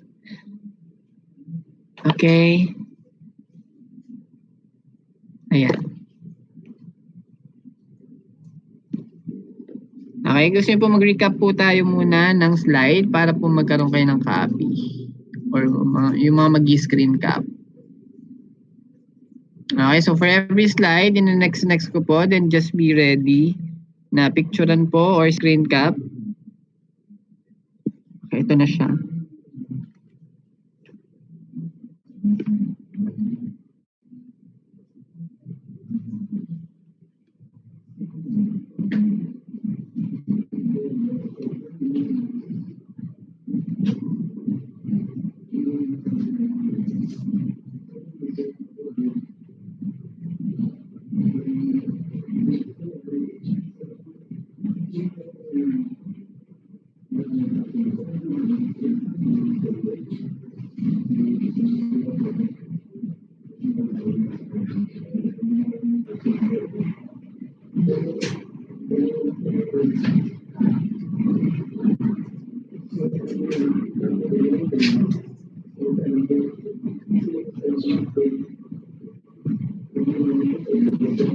Dito pala, no, pakitanggal na ito kasi hindi na yan applicable.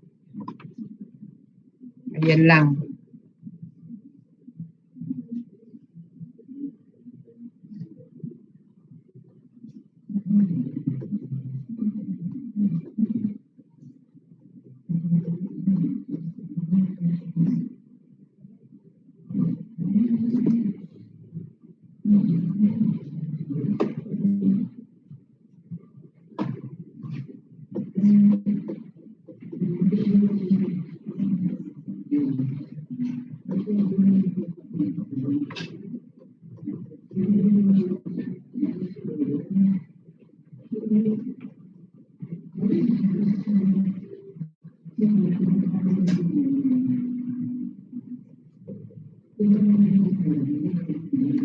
Okay, so yan na po yung last slide. Baka may gusto kayong balikan na slide.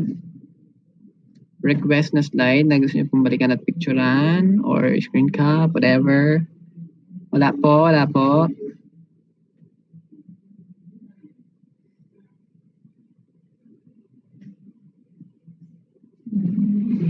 Wala, okay po.